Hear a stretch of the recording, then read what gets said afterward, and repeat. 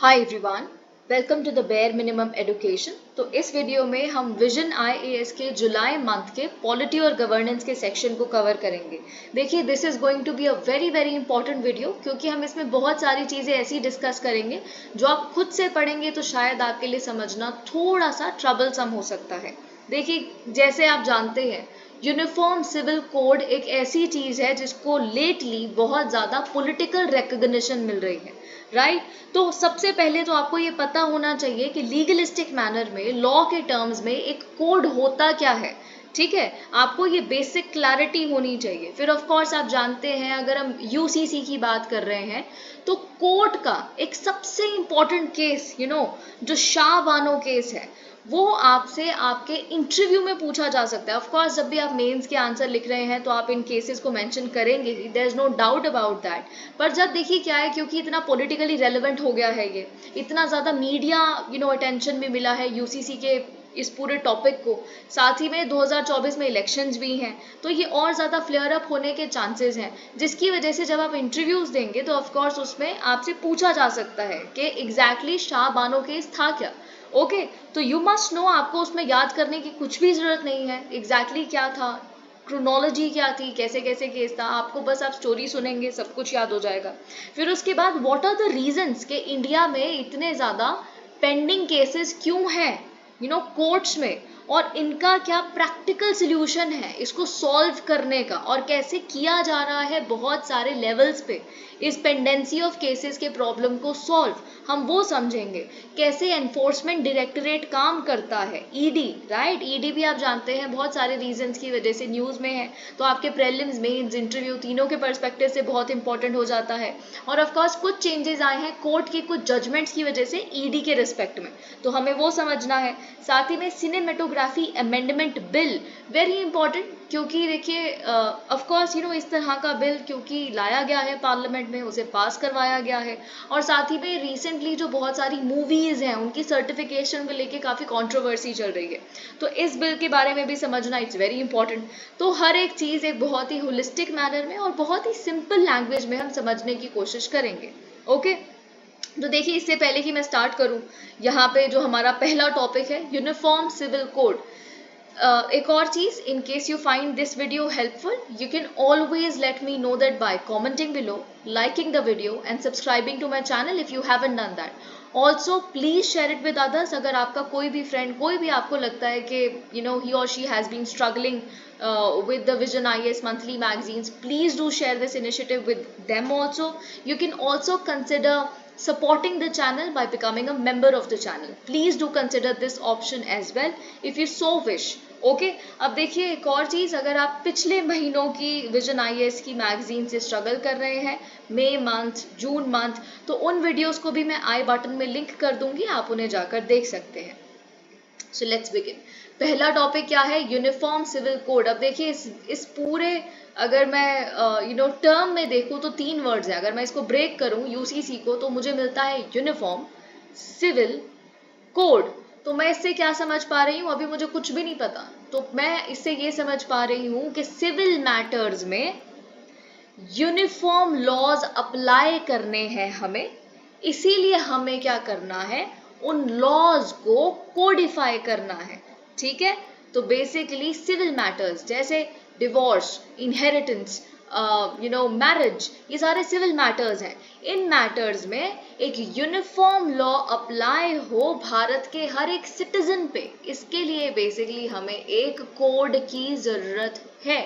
Okay, अब एक और चीज, मैं थोड़ा सा डाइग्रेस कर रही हूँ, लेकिन मैं आपको बेसिकली कोडिफिकेशन ऑफ लॉज समझाना चाहती हूँ एक एग्जाम्पल के मदद से, क्योंकि ये भी आपके देखिए, मैं आपको जैसे पिछली वीडियो में भी एक बता रही थी कि कहीं क्वेश्चंस ना यूपीएससी के पार्ट पे पेंडिंग है, वो आज नहीं तो कल जरूर पूछे जाएंगे और एक डिटेल्ड मैनर में पूछे जाएंगे। ठीक है, जैसे कैसे freedom of speech and expression पे हम रिसेंटली क्या क्या कुछ डिसेंट पे क्या कर्ब लगाया जा रहा है, व्हाट डू यू थिंक, है ना?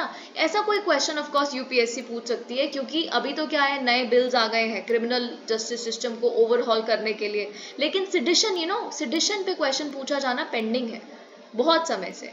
तो ऑफ कोर्स सिडिशन ना डायरेक्टली पूछ के freedom of speech and expression और इस तरह का कुछ पूछ लिया जाएगा, ओके तो वैसे ही कुछ समय से पेंडिंग है कोडिफिकेशन ऑफ पार्लियामेंट्री प्रिविलेजेस, ठीक है, कोडिफिकेशन ऑफ पार्लियामेंट्री प्रिविलेजेस।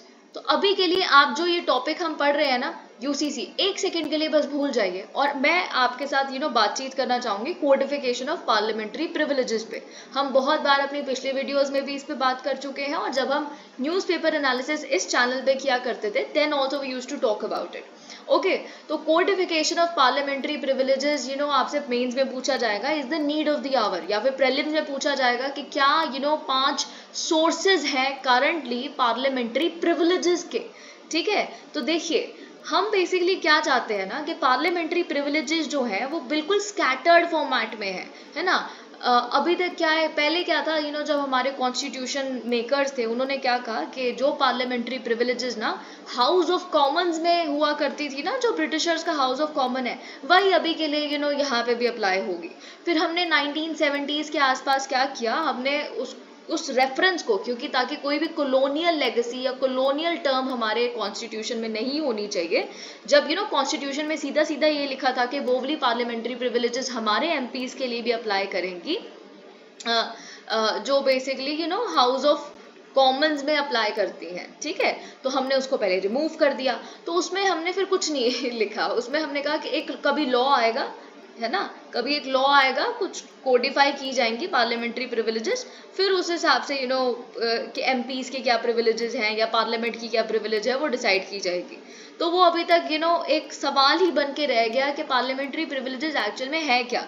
तो फिर कहीं कन्वेंशनल सोर्सेज हैं, कभी कभी सुप्रीम कोर्ट कुछ बता देती है कि ये पार्लियामेंट्री प्रिविलेज है, कुछ एक दो चीजें आपको कॉन्स्टिट्यूशन में भी लिखी मिल जाएंगी, जैसे आर्टिकल 105, आर्टिकल 191, वो क्या कहते हैं कि एमपीज के पास freedom of speech and expression है, वो जो भी बोलेंगे हाउस में उसको डिस्कस नहीं किया जा सकता कहीं और, यानी कि कोर्ट्स में।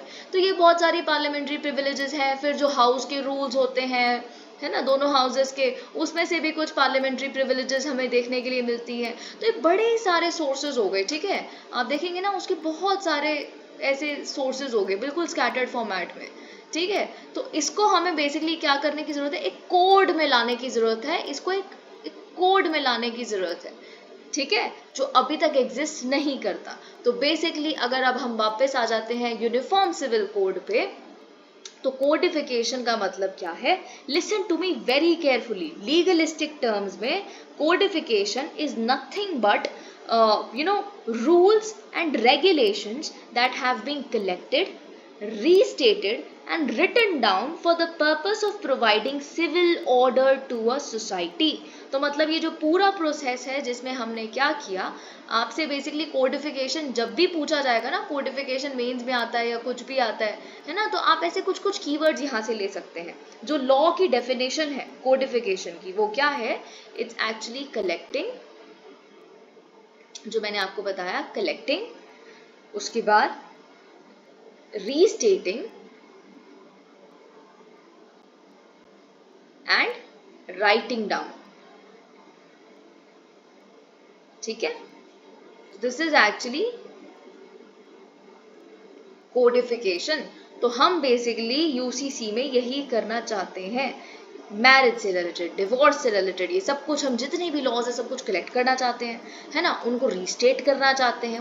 We need to write them down ताकि यूनिफॉर्म मैनर में हम अपने सिटीजन्स पे उसे अप्लाई कर सकें, ठीक है। अब हम आ जाते हैं बाकी चीज़ों पे जो यहाँ पे लिखी है। यूसीसी क्या है, ऑफ कोर्स अगर मेंस में आपको इस पे आंसर आता है लिखने के लिए तो आप क्या लिखेंगे, a UCC provides for the formulation of one law for the entire country which would apply to all religious communities in their personal matters such as marriage, divorce, inheritance, adoption and succession, ठीक है। तो ये basically आपको definition लिखनी है। अभी देखिए क्या है ना, अभी इंडियन पर्सनल लॉ बहुत कॉम्प्लेक्स है, पर्सनल मैटर्स में बड़े सारे लॉज एग्जिस्ट करते हैं, है ना, हिंदूज के लिए, सिख्स के लिए, जैन्स के लिए, बुद्धिस्ट के लिए। For example Hindu succession act है 1956 का। अगर हम मुस्लिम्स के लिए बात करें तो मुस्लिम पर्सनल लॉ है ना। अगर हम बाकी जो कम्युनिटीज है रिलीजियस, क्रिश्चियंस, पारसीज, ज्यूज, उनके लिए हमें इंडियन सक्सेशन एक्ट मिलता है 1925 का। तो आप देख सकते हैं कि each and every religion religion is adhering to its specific laws. So we need to codify them ताकि irrespective of the fact कि आप किस religious community से आते हैं, आप पे uniform laws apply हो. अब देखिए क्या है ना, इससे पहले अभी तो क्या है, लॉ कमीशन ने क्या बोला है कि हमें रिकमेंडेशंस दो, हमें सजेशंस दो, राइट, सारे के सारे स्टेक होल्डर्स हमें बताओ कि क्या करना चाहिए यूसीसी पे. लेकिन अगर हम लॉ कमीशन का इससे पिछला स्टैंड देखेंगे, इससे पहले वो यूसीसी के बारे में क्या कहा करता था, तो law commission time to time अपना कंसल्टेशन पेपर्स निकालता है. तो जो कंसल्टेशन पेपर था लॉ कमीशन का 2018 का, रिफॉर्म ऑफ फैमिली लॉ, उसमें क्या लिखा गया था कि देखिए यूसीसी पहली बात तो बिल्कुल नेसेसरी नहीं है और इस समय तो बिल्कुल डिजायरेबल भी नहीं है. ऐसा लॉ कमीशन ने क्यों कहा था? लॉ कमीशन ने ऐसा इसलिए कहा था क्योंकि ये सही समय नहीं है. अभी बहुत ज़्यादा हमारी कंट्री में डाइवर्सिटी है और इतने डाइवर्स रिलीजन्स, कम्युनिटीज़ है ना, ये सब जो है ना, इन सबको पहले आपको सेम पेज पे लाना पड़ेगा. क्योंकि अगर ऐसा हो गया, यूसीसी इम्पोज किया गया सब पे, तो बहुत ही ज़्यादा केओस हो सकता है, साथ ही में ये चीज़ फ्लेम भी कर सकती है. It recommended that existing family laws across religions required to be amended and codified to tackle discrimination, inequality in personal laws and limit ambiguity in interpretation and application. तो बेसिकली इन्होंने बोला कि फैमिली लॉज में क्या करें, है ना, जो भी अपने रिलीजन का जो भी अप्लाई होता है, एक रिलीजन पे जो भी फैमिली लॉ अप्लाई होता है, अगर उसमें कुछ गलत है ना, तो क्या किया जाए, उसको ठीक किया जाए ताकि कोई डिस्क्रिमिनेशन और कोई इनइक्वालिटी जैसी चीज़ों का बिल्कुल कोई स्कोप ही ना बचे. ठीक है, तो जो कुछ गलत है उसको हटाओ, उसे ठीक करो, है ना, कोई भी उसमें एम्बिग्यूटी ना रह जाए, कोई भी उसमें कंफ्यूजन ना रह जाए, प्रोन टू इंटरप्रिटेशन ना हो, मिस इंटरप्रिटेशन ना हो, बस ठीक कर दो ना. ऐसे यूसीसी की क्या जरूरत है? ऐसा लॉ कमीशन ने अपने 2018 के कंसल्टेशन पेपर में कहा था. अब देखिए यहाँ पे हम बाकी चीजें देख लेते हैं कि क्या लिखा है. प्री इंडिपेंडेंस पीरियड में अगर हम यूसीसी की बात करें, है ना, उससे रिलेटेड क्या कुछ था, आप जानते हैं लेक्स लोकाई रिपोर्ट के बारे में. 1840 की जो रिपोर्ट है, उसने कहा था कि देखिए हमें कोडिफिकेशन करने की जरूरत है, लेकिन रिलीजियस पर्सनल लॉज की कोडिफिकेशन करने की जरूरत नहीं है, वो तो हम छेड़ना भी नहीं चाहते. ये तो साफ कह दिया था ब्रिटिशर्स ने कि वो हम छेड़ना नहीं चाहते, हमें बहुत डर लगता है. पहले ही हम इधर उधर सती सिस्टम और ये सब हमने थोड़ा बहुत बोला है, हम इतनी स्पोराडिक हमारे खिलाफ लड़ाइयाँ देख रहे हैं. We don't want that. हमें कोडिफिकेशन करनी है, लेक्स लोकाई रिपोर्ट में लिखा था. लेकिन किन चीज़ों की? ऑफेंसेस से रिलेटेड लॉज की, एविडेंस की, कॉन्ट्रैक्ट रिलेटेड जो लॉज हैं उनको कोडिफाई करने की ज़रूरत है. फिर आता है हमारे बी.एन. राव कमेटी. ठीक है, बी.एन. राव कमेटी में रेकमेंड किया गया था कि देखिए एक कोडिफाइड हिंदू लॉ की ज़रूरत है जो इक्वल राइट्स दे विमेन को. फिर उसके बाद हम आ जाते हैं पोस्ट इंडिपेंडेंस पीरियड पे. ठीक है, पोस्ट इंडिपेंडेंस पीरियड में क्या है? Special marriage act of 1954. इसमें क्या है, आप किसी भी रिलीजन को बिलोंग करते हैं. देखिए जब आप स्पेशल मैरिज एक्ट 1954 के तहत शादी करते हैं तो आप बेसिकली किसी रिलीजन का एक इंसान, एक हिंदू और एक मुस्लिम शादी नहीं कर रहा, या फिर एक क्रिश्चियन और एक हिंदू शादी नहीं कर रहा. वहाँ पे एक्चुअली सिर्फ और सिर्फ आप कह सकते हैं कि इंडियन नेशनल्स शादी कर रहे हैं, दो इंडियन सिटीजन्स शादी कर रहे हैं. तो ये आप एक तरह से सिविल मैरिज होती है. ठीक है, तो इसमें क्या है, यूनिफॉर्मिटी है ना, किसी भी रिलीजन का इंसान आके शादी कर सकता है. तो ये चीज़. 4 मेजर एनैक्टमेंट्स ऑन हिंदू लॉ. तो ऑफकोर्स देखिए हिंदू मैरिज एक्ट 1955, इससे पहले हिंदू मैरिज एक्ट ऑफ 1955 से भी पहले क्या था, मैरिज के अलग अलग स्कैटर्ड हिंदू धर्म में भी अलग अलग स्कैटर्ड प्रोविजंस थे, उसको कोडिफाई किया गया. फिर ऐसे ही हिंदू रिलीजन में सक्सेशन से रिलेटेड बहुत सारे अलग अलग प्रोविजंस थे. फिर हिंदू सक्सेशन एक्ट आया 1956 का. फिर Hindu minority and guardianship act आया 1956 का. फिर Hindu adoption and maintenance act आया 1956 का. क्योंकि इन सारे प्रोविजंस पे बड़े सारे लॉज डिफरेंट एग्जिस्ट किया करते थे, रूल्स, रेगुलेशंस, कुछ कन्वेंशंस थे. तो इसीलिए बेसिकली सक्सेशन से रिलेटेड एक एक्ट बना दिया, मैरिज से रिलेटेड एक एक्ट बना दिया. तो this is also codification only. ठीक है, I hope you get the link here. फिर उसके बाद हम आ जाते हैं कुछ इंपॉर्टेंट जुडिशियल प्रोनाउंसमेंट्स, जो अगर आप मेंस में आंसर लिख रहे हैं तो आप इन तीनों को ज़रूर मेंशन करिएगा ही. ठीक है, सबसे पहला और सबसे इम्पोर्टेंट है Ahmed Khan versus Shah Bano Begum and others 1985 का ये केस. इसमें बेसिकली सुप्रीम कोर्ट ने क्या कहा था कि पार्लियामेंट को बेसिकली कुछ कॉमन सिविल कोड के बारे में सोचना चाहिए, क्योंकि हमारा संविधान ये कहता है आर्टिकल 44 ये कहता है कि union government should endeavour to bring a uniform civil code, इस तरह की लैंग्वेज लिखी है, राइट, आर्टिकल 44 में। तो ये चीज़ बेसिकली सुप्रीम कोर्ट ने कहा कि कुछ बाउंड्रीज, कुछ कॉन्टूर्स आप आउटलाइन कीजिए क्या होना चाहिए कॉमन सिविल कोड का। आप प्लीज़ 5 मिनट के लिए ध्यान से सुनिए कि ये एक्चुअली केस क्या था, क्योंकि आपके इंटरव्यू के पर्सपेक्टिव से ये सारी चीज़ें बहुत इंपॉर्टेंट हो जाती हैं। Okay, let me just take some other pen. Okay, तो देखिए क्या हुआ ना, ये 1985 का सुप्रीम कोर्ट का केस है, लेकिन ये कहानी शुरू होती है अप्रैल के 1978 के अप्रैल महीने से। ठीक है, इसमें क्या होता है, एक 62 ईयर की ओल्ड मुस्लिम वुमन जिनका नाम है शाह बानो, वो बेसिकली एक पिटिशन डालती हैं कोर्ट में कि मुझे मेंटेनेंस चाहिए मेरे डिवोर्स्ड हस्बैंड से, जिनका नाम है मोहम्मद अहमद खान। जैसा कि आप केस पढ़ सकते हैं, अहमद खान वर्सेस शाह बानो बेगम। ठीक है, तो वो कहती हैं कि देखिए मुझे मेंटेनेंस की ज़रूरत है, और जो मेरे हस्बैंड हैं वो मुझे मेंटेनेंस देने के लिए बिल्कुल सक्षम है, क्योंकि वो एक रिनाउंड लॉयर हैं इंदौर में, मध्य प्रदेश में। ठीक है, but I am not able to fend for myself and my children, and of course I want a maintenance from my divorced husband. Okay, तो लेकिन अब देखिए अहमद खान की अगर हम बात करें तो उन्होंने बेसिकली क्या किया था, उन्होंने अपनी वाइफ को इररिवोकेबल तलाक दे दिया था उस एक साल पहले के नवंबर के महीने में। ठीक है, the two were married in 1932 and had 5 children. तो आपको ये चीज़ पता होनी चाहिए कि ये कितना क्रूशल केस था। Okay, so they had 5 children, 3 sons, 2 daughters. Not important, but still they had 5 children. 5 is something जो आपको थोड़ा अपना केस बता रहे होंगे तो you must know. ठीक है, शाह बानो के हस्बैंड ने बेसिकली क्या बोला था कि देखिए अब आप क्या कीजिए, आपकी सेपरेट घर में जाके रहना शुरू कीजिए, because it's not possible, I have one more wife and you please stay away. तो ये चीज़ बेसिकली हुई थी। तो फिर उसके बाद शाह बानो जो है वो कोर्ट गई, और फिर उन्होंने बोला कि मुझे मेंटेनेंस चाहिए अपने लिए, अपने 5 बच्चों के लिए। किसके अंडर मेंटेनेंस तो मांग रही है, लेकिन उन्होंने अब देखिए किसके अंडर मेंटेनेंस मांगी, उन्होंने मेंटेनेंस मांगी CRPC के अंडर 1973। ओके, CRPC 1973 का एक सेक्शन है, सेक्शन 123, उसके तहत। ठीक है, तो ये सेक्शन बेसिकली क्या करता है, ये सेक्शन एक ऑब्लिगेशन, एक लीगल ऑब्लिगेशन लेके आता है, एक लीगल ऑब्लिगेशन लेके आता है on a man to provide for his wife during the marriage and after divorce too if she isn't able to fend for himself. ठीक है, तो बेसिकली अब देखिए इन्होंने तो सही मांगा, जब CRPC का सेक्शन 123 साफ साफ ये बात कह रहा है तो ऑफकोर्स आपको मेंटेनेंस देनी पड़ेगी।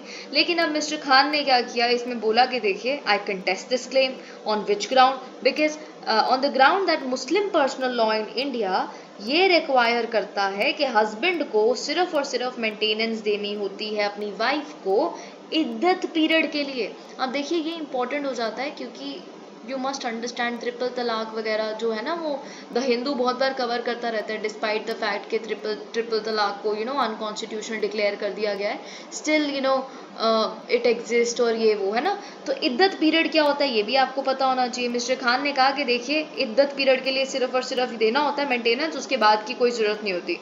ठीक है, तो ये किस में लिखा है, ये लिखा है मुस्लिम पर्सनल लॉ के हिसाब से। तो ऑफ कोर्स ये जो इनकी आर्ग्यूमेंट थी वो उसको सपोर्ट मिला बहुत ज़्यादा all India Muslim personal law board द्वारा। ठीक है, तो उन्होंने बोला कि जी हाँ बिल्कुल आप क्या कर रहे हो, ये शरीयत के हिसाब से तो यही होता है, यू कांट डू दिस, है ना। तो और हम अपने ही लॉज अपना अपनाते हैं डिवोर्स के मैटर्स में, मेंटेनेंस के मैटर्स में and all of that. Okay, तो यहाँ पे बेसिकली लेकिन क्या हुआ, यहाँ पे जो चीफ जस्टिस ऑफ इंडिया थे, मतलब देखिए जो जब हाई कोर्ट में ये केस गया था ना, तो हाई कोर्ट ने बोल दिया था कि उनको मेंटेनेंस देना पड़ेगा, क्योंकि एक्चुअल में अगर हम CRPC का सेक्शन 123 देखें, उसमें क्या लिखा है ना कि सबसे बड़ा जो रैशनल है मेंटेनेंस देने का, वो ये है कि क्या जो देने वाला है, जिसके ऊपर ये लीगल ऑब्लिगेशन है, क्या वो सक्षम है, पहले तो वो क्या केपेबल है देने के लिए कि नहीं देने, मतलब उसके पास भी तो पैसे होने चाहिए, कभी वही कमाता नहीं है तो वो कहाँ से मेंटेनेंस दे पाएगा। एक ये भी मैटर है ना, एक ये भी डायमेंशन है। दूसरा जो पॉइंट होता है वो ये देखना होता है इस सेक्शन के तहत कि बेसिकली जो वुमन है उस दूसरी साइड पे, क्या वो किसी भी तरह से सक्षम नहीं है इस समय फिनेंशियली, है ना। तो इस केस में दोनों ही सॉल्व हो रहे थे। वो इतने बड़े लॉयर थे तो मतलब he was well off to actually provide maintenance to his wife, divorced wife, and she of course was not able to fend for herself। तो ये चीज़ बेसिकली क्या हुआ, इसीलिए जो हाई कोर्ट था वो ऑलरेडी मेंटेनेंस के लिए बोल चुका था। फिर आता है सुप्रीम कोर्ट में केस आया था, ठीक है, जो हम 1985 की बात कर रहे हैं। तो इसमें चीफ जस्टिस ऑफ इंडिया जो उस समय थे वाई चंद्रचूड़, DY चंद्रचूड़ जी के जो आप फादर, ठीक है, उन्होंने बोला कि देखिए हाई कोर्ट ने तो बिल्कुल सही किया है। इनफैक्ट हमें तो इतना गुस्सा आ रहा है कि हम क्या करेंगे, हमें तो ऐसा लग रहा है कि जो मेंटेनेंस इन्होंने मांगी है वो तो बहुत कम है। हम कहते हैं मेंटेनेंस का सम वुड इंक्रीज, और मेंटेनेंस मिलनी चाहिए क्योंकि 5 बच्चे हैं आपके, तो और कैसे ये जिंदगी चलाएंगी। So it's very very important, we are increasing the maintenance sum. तो बेसिकली ये हो गया। लेकिन आप जानते हैं जो अब जो शाह बानो जजमेंट है, या ये जो शाह बानो केस है, ये राजीव गांधी जी के पूरे पॉलिटिकल करियर पे सबसे बड़ा ब्लॉट है। क्यों ब्लॉट है, क्योंकि इसके बाद ही जस्ट क्या हुआ, राजीव गांधी जी लेके आए जो 1984 में इलेक्ट हुए थे। तो 1986 में केस के होते ही बेसिकली राजीव गांधी जी क्या लेके आए, Muslim women protection of divorce act 1986, ठीक है। इसके हिसाब से आपको सिर्फ और सिर्फ जो मेंटेनेंस देनी थी वो इद्दत पीरियड के लिए। तो एक चीज़ मैं आपको बताना भूल गई कि इद्दत पीरियड क्या होता है।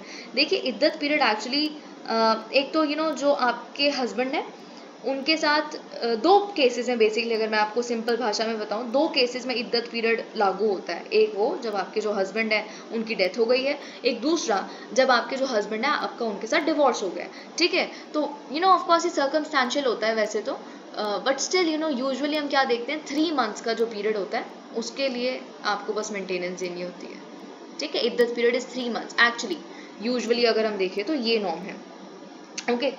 तो ये बेसिकली सारा केस था। राजीव गांधी जी ये एक्ट लेके आए, उन्होंने कहा नहीं जी सिर्फ और सिर्फ इद्दत पीरियड के लिए होना चाहिए। उन ऑफ कोर्स पॉलिटिकल रीजन से, let's not get into that, क्योंकि उस समय ऐसा उनको बहुत सारे क्लर्जीज और सबने ऐसा सजेस्ट किया था कि देखिए जो ओल्ड मैन हैं हमारी कम्युनिटी के, वो आपसे नाराज हो जाएंगे, आपको वोट नहीं मिलेगा एंड ऑल ऑफ दैट। लेकिन एक्चुअल में ऐसा हुआ नहीं। खैर, पर केस इतना ही था, उन्होंने इसको ओवरटर्न कर दिया। उन्होंने बेसिकली राजीव गांधी जी के इस एक्ट ने सिर्फ इतना कहा कि अगर बाय चांस ऐसा होता है कि वो जो वुमन है she can not fend for her self and her children, तो जो वक्फ बोर्ड है वो बेसिकली उनको सस्टेनेंस के लिए जो भी मीन्स होगा वो प्रोवाइड करेगा, ठीक है। तो ये बेसिकली उस लॉ में लिखा हुआ था।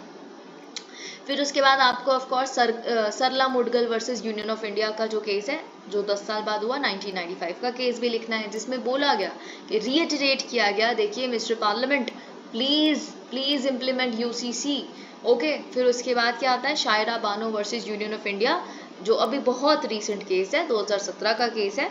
सुप्रीम कोर्ट ने बोला कि देखिए जो जैसे कि मैं आपको बता रही थी, तलाक बिद्दत जो है ना, वो अनकॉन्स्टिट्यूशनल है। तो मतलब जब ये चीज़ है, UCC के आप एक सोचने की कोशिश कीजिए, UCC के कोर पे क्या लाए करता है, UCC के कोर पे लाए करता है जेंडर इक्वालिटी, ठीक है। ऐसा बहुत सारे एक्सपर्ट्स कहते हैं कि हमें UCC और किसी रीज़न से नहीं, सिर्फ और सिर्फ जेंडर इक्वालिटी के लिए चाहिए, क्योंकि हमें ऐसा लगता है बहुत सारी, अब देखिए कई चीज़ों में ऐसा होगा कि हिंदू जो पर्सनल लॉज हैं उसमें वुमेन के लिए कुछ सही प्रोविजंस नहीं होंगे, क्रिश्चियन पे जो अप्लाई होता है शायद वो सही होंगे, है ना। वैसे ही कुछ मुस्लिम पर्सनल लॉज हैं जिसमें शायद वुमेन को डिसएडवांटेज है कहीं फ्रंट्स पे, तो maybe Hindu personal laws would have been doing better उस स्टेज पे। तो ऐसा तो बेस्ट ऑफ द प्रैक्टिसेस हैं वो अपनाई जाए, ऐसा एक्सपर्ट्स जो हैं वो सजेस्ट करते हैं। तो UCC के क्रक्स पे, कोर पे लाई करता है जेंडर इक्वालिटी, ठीक है। अगर आपसे बेसिकली पूछा जाए कि that at the core of UCC lies gender equality, तब तो ये तीनों के तीनों जो केस है ना, ये आपको मेंशन करने ही करने हैं, और थोड़ा ब्रीफ कुछ 1-2 कीवर्ड भी ऐड कर देना जिससे बेसिकली हाईलाइट हो जाएंगे, ठीक है।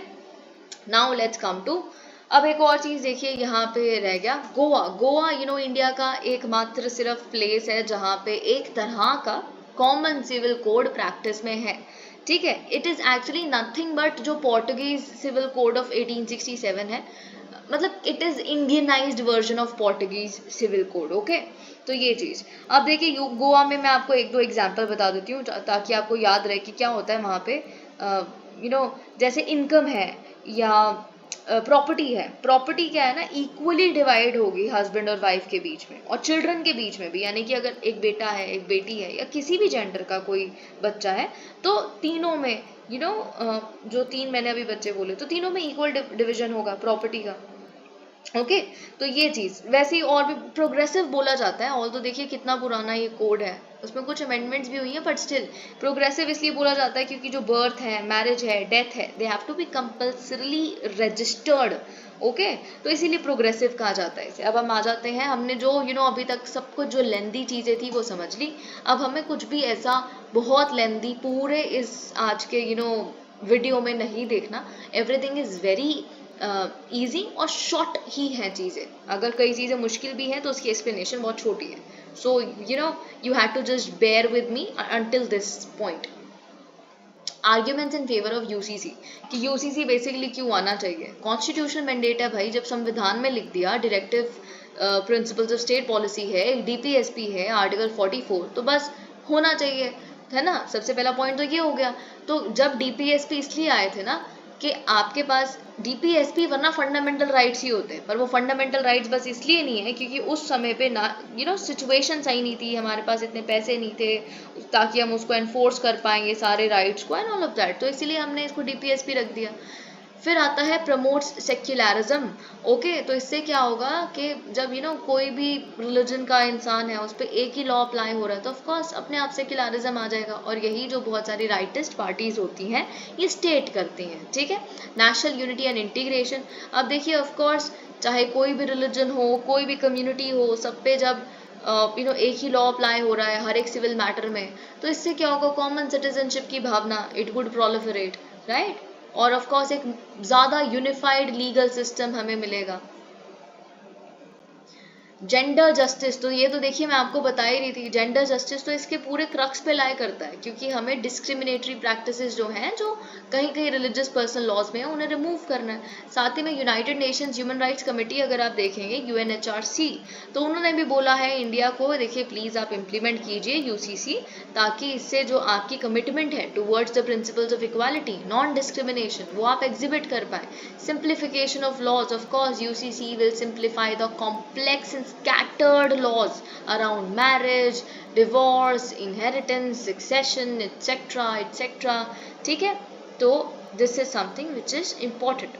अडेप्टिंग टू मॉडर्न टाइम्स, अब देखिए यहाँ पे क्या लिखा है, अगर हम यूसीसी लेके आएंगे तो बिल्कुल हम क्या करेंगे, it would enable the incorporation of modern principles and ensure that the laws align with evolving social landscape and promoting inclusivity and individual freedoms. Of course जब चीज़ें रीराइट की जाएंगी तो उनको मॉडर्निस्टिक या आज के जो सोसाइटल पैराडाइम के उससे लिखा जाएगा। ऑफकोर्स जैसे मैं आपको कोडिफिकेशन का बता रही थी, रीस्टेटिंग है ना, रीराइटिंग, आर्ग्यूमेंट्स है। अब देखिए ये तो हमने 5-6 पॉइंट्स देख लिए कि यूसीसी क्यों चाहिए। अब हम आते हैं कि यूसीसी के खिलाफ कुछ आर्ग्यूमेंट्स भी हैं। अब देखिए मैं आपको एक अपना पॉइंट बताना चाहती हूँ जो आपको शायद यहाँ लिखा नहीं मिला, लेकिन it's important, it is in the public domain. वो क्या है कि आप देखिए नॉर्थ ईस्ट में क्या है ना, नॉर्थ ईस्ट में अगर आप देखेंगे, नॉर्थ ईस्ट में अपोज किया जाता है यूसीसी को। क्यों अपोज किया जाता है, क्योंकि नॉर्थ ईस्ट के बहुत सारी स्टेट्स में, बहुत सारे ट्राइबल कम्युनिटीज़ में व्हाट हैपेंस इज, हम देखते हैं मैट्रीलिनियल सिस्टम फॉलो होता हुआ। मैट्रीलिनियल इन द सेंस जैसे जो हस्बैंड है वो अपना घर छोड़ के आएंगे अपनी वाइफ के साथ रहने के लिए, जो सरनेम है वो मैट्रीलिनियल लगेगा, है ना। आपके जो डॉक्यूमेंट्स हैं वो भी इस तरह से, तो वो कैसे आप करोगे, वो तरह की ये भी तो एक आप बर्थ सर्टिफिकेट है, ये सब कुछ में जो आपका मदर का सरनेम लगना और ये सब कुछ, तो जब सब कुछ ही बर्थ मैटर्स में, मैरिज मैटर्स में सब कुछ यूनिफॉर्म होना चाहिए, तो आप ये कैसे कर पाओगे, है ना। तो यहाँ पे तो ट्राइबल्स और इनको नहीं सोचा जा रहा, तो वो भी स्टेक होल्डर्स हैं, उनको of course they also have to be taken into account. तो एक ये चीज़ है।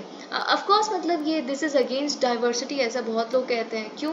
क्योंकि आप संविधान अगर आप कह रहे हैं कि कॉन्स्टिट्यूशनल मैंडेट है आर्टिकल 44, तो एक फंडामेंटल राइट है, वो है right to religious freedom which is article 25, है ना। आपने तो कहा था ऐसा। देखिए, I am just picking up the tone, मैं अपने ओपिनियंस यहाँ नहीं रख रही, पर मैं आपको बस चीज़ों को एक्सप्लेन करना चाहती हूँ। तो आपने बेसिकली क्या कहा था जब भारत बना था कि यहाँ पे हर एक रिलीजन को, चाहे वो माइनॉरिटी हो, कोई भी रिलीजन हो, उसको अपने रिलीजन को प्रोटेक्ट करने का, है ना, पूरा हक दिया जाएगा, अपने तरह से, अपने रिचुअल्स, अपना आपकी जो चीज़ें हैं आप कीजिए जैसे भी करना है। तो लेकिन ये तो आप नहीं कर रहे, आप तो यूसीसी ला रहे हो, है ना। So you are imposing it on us. तो ये बेसिकली माइनॉरिटी ग्रुप्स के खिलाफ हो सकता है। लैक ऑफ कंसेंसस, देखिए वही चीज़, ये कहीं ना कहीं लॉ कमीशन ने भी 2018 के पेपर में यही कहा था कि डिजायरेबल क्यों नहीं, क्योंकि अभी कंसेंसस ही नहीं है, और इससे क्या होगा, सोशल अनरेस्ट हो जाएगा। ठीक है, ये लॉ कमीशन ने 2018 में कहा था। फेडरल स्ट्रक्चर, अब देखिए क्या है ना, ऐसा कहा जाता है कि ऑफ कोर्स स्टेट गवर्नमेंट्स जो हैं, जो स्टेट्स हैं, वो ज़्यादा पास हैं ग्रास रूट लेवल के, राइट। ग्राउंड पे क्या है, लोग क्या चाहते हैं, क्या उनको खुश करेगा, क्या दंगे करवा सकता है, क्या नहीं ठीक है, ये सब कुछ स्टेट को ज़्यादा पता है, राइट। तो states are better positioned to assess and legislate personal laws to suit their people's needs. तो इसीलिए एक यूसीसी का आना, वो भी सेंट्रल लेवल पे, it is not it is not actually cooperative federalism के स्पिरिट में। तो लेकिन ऑफ कोर्स देखिए, हमने कुछ देख लिया कि चाहिए क्यों यूसीसी, फिर हमने देख लिया चाहिए क्यों नहीं यूसीसी। तो वे फॉरवर्ड क्या है फिर, तो वे फॉरवर्ड है कंसेंसस लेके आना, एक कंस्ट्रक्टिव डायलॉग हो, हर एक स्टेक होल्डर को अकाउंट किया जाए, चाहे वो रिलीजियस लीडर्स हों, बड़े बड़े हर रिलीजन के लीडर्स, कम्युनिटी पर्सपेक्टिव्स लिया जाए, स्ट्रॉन्ग पॉलिटिकल विल। देखिए क्या है ना, यूसीसी को लागू करना, इम्प्लीमेंट करना सिर्फ और सिर्फ पॉलिटिकल रीजंस के लिए ये सही नहीं होगा। पॉलिटिकल गेन्स के लिए कि हम सेक्युलरिज्म बढ़ा रहे हैं ये करके, या फिर ये करके तो हम जेंडर इक्वालिटी ले आएंगे, मतलब इन द सेंस आप समझ रहे हैं, राइट, वो सही नहीं होगा। पर इसको एक नॉन पार्टिजान और सच में एक इंक्लूसिव मैनर में अगर इम्प्लीमेंट किया जाएगा तो वो बहुत अच्छा होगा, जिसके लिए लेकिन हमें चाहिए strong political will, awareness. Of course common citizen को ये समझना बहुत ज़रूरी है कि यूसीसी का रैशनल क्या है, इसके बेनिफिट्स क्या है। तो इससे सरकार क्या करे, जैसे मन की बात है उसमें ऑफ कोर्स शायद इसके बारे में बताया जा सकता है। सिविल सोसाइटी जो है, जो इंटेलेक्चुअल्स हैं, वो न्यूज़पेपर्स में टाइम टू टाइम इसके बारे में लिख सकते हैं। मीडिया सेंसिटाइज कर सकती है पब्लिक को इस पर्टिकुलर इशू पे। इराडिकेटिंग डिस्क्रिमिनेशन, तो अब देखिए इट्स वेरी इंपॉर्टेंट कि जब हम एग्जिस्टिंग पर्सनल लॉज को रिव्यू कर रहे हैं, ताकि बेस्ट प्रैक्टिसेस हर एक रिलीजन में से ली जाए और उसको इंक्लूड किया जाए, ठीक है, जिससे जस्टिस, इक्वालिटी, नॉन डिस्क्रिमिनेशन को हम फैसिलिटेट कर सकें। देखिए सबसे बढ़िया बात है कि हम पीसमेल अप्रोच अपनाएं। ऐसे ना वन ऑफ अप्रोच जो होती है, अब्रप्ट अप्रोच होती है, वो कभी सही नहीं होती। तो हम पीसमेल मैनर में, है ना, धीरे धीरे धीरे ग्रेजुएटेड मैनर में, जैसे हमने एज ऑफ मैरिज है उस पर कमिटी बिठाई और फिर अभी बातचीत चल रही है कि 21 कर देनी चाहिए लड़कियों की उम्र शादी की, या जैसे भी वो सब कुछ चल रहा है ना। तो वैसे ही उस तरह का पीसमेल अप्रोच होना चाहिए, सबको आप स्टेक होल्डर्स को अकाउंट करें, everything must be done. Codification of all personal laws, so of course ये तो हमने देख ही लिया ताकि फेयरनेस आए। अब हम आते हैं जुडिशियल पेंडेंसी पे। ओके तो जुडिशियल पेंडेंसी देखिए क्या है ना, आपको डायरेक्ट क्वेश्चन, क्योंकि अभी तो क्या है, जो हमारे former minister of law and justice थे किरण रिजिजू जी, अब तो मिस्टर मेघवाल हैं, लेकिन किरण रिजिजू जी बहुत ज़्यादा न्यूज़ में रहते थे किसी ना किसी रीज़न की वजह से। वो बार बार हर चीज़ वो कहते थे, देखिए कोलिजियम सिस्टम करप्ट है, ट्रांसपेरेंट नहीं है, इसकी वजह से हम जुडिशियल पेंडेंसी देख रहे हैं, 5 करोड़ केसेस पेंडिंग है। Every day newspapers were flooded with mister Rijiju's statements on collegium और पेंडेंसी ऑफ केसेस और something related to judiciary, right. So this has been so much in news, this has, मतलब आप मानेंगे नहीं कि एक आम इंसान भी है ना, उस तक ये बात पहुंच गई है कि पेंडेंसी ऑफ केसेस क्यों है, क्योंकि कोलिजियम सिस्टम बेकार है या कुछ है ना। तो आप, I think you get my point. तो आपके मेंस में directly judicial pendency of cases, ऐसे क्या आएगा ना, अभी मेंस में भी आपका टाइम वेस्ट करना होता है थोड़ा यूपीएससी को, तो वो क्या करते हैं, ऐसे कोट लिखते हैं, ठीक है, दो लाइन का कोड देते हैं, फिर उसके बाद फिर 2 लाइन का क्वेश्चन होता है उसके बाद, ठीक है। तो उसमें क्या होगा, ऐसे लिखा होगा कि देखिए जुडिशरी में क्या है, Indian judiciary suffering with pendency of cases which are approximately 5 crore as the data of this state, ठीक है। तो उन्होंने आपको इंट्रोडक्शन तो उसमें ही दे दिया डेटा, फिर उसके बाद आपसे फिर क्वेश्चन क्या पूछा जाएगा, what are the reasons and what do you think should be the solution और वे फॉरवर्ड, ऐसा कुछ पूछा जाएगा। तो आप क्या करेंगे, आप जुडिशियल पेंडेंसी को डिफाइन कर दीजिएगा। अब आप सोचेंगे ये क्या होता है, डेफिनेशन क्या होती है, तो यहाँ दी हुई है ना, नो द टर्म।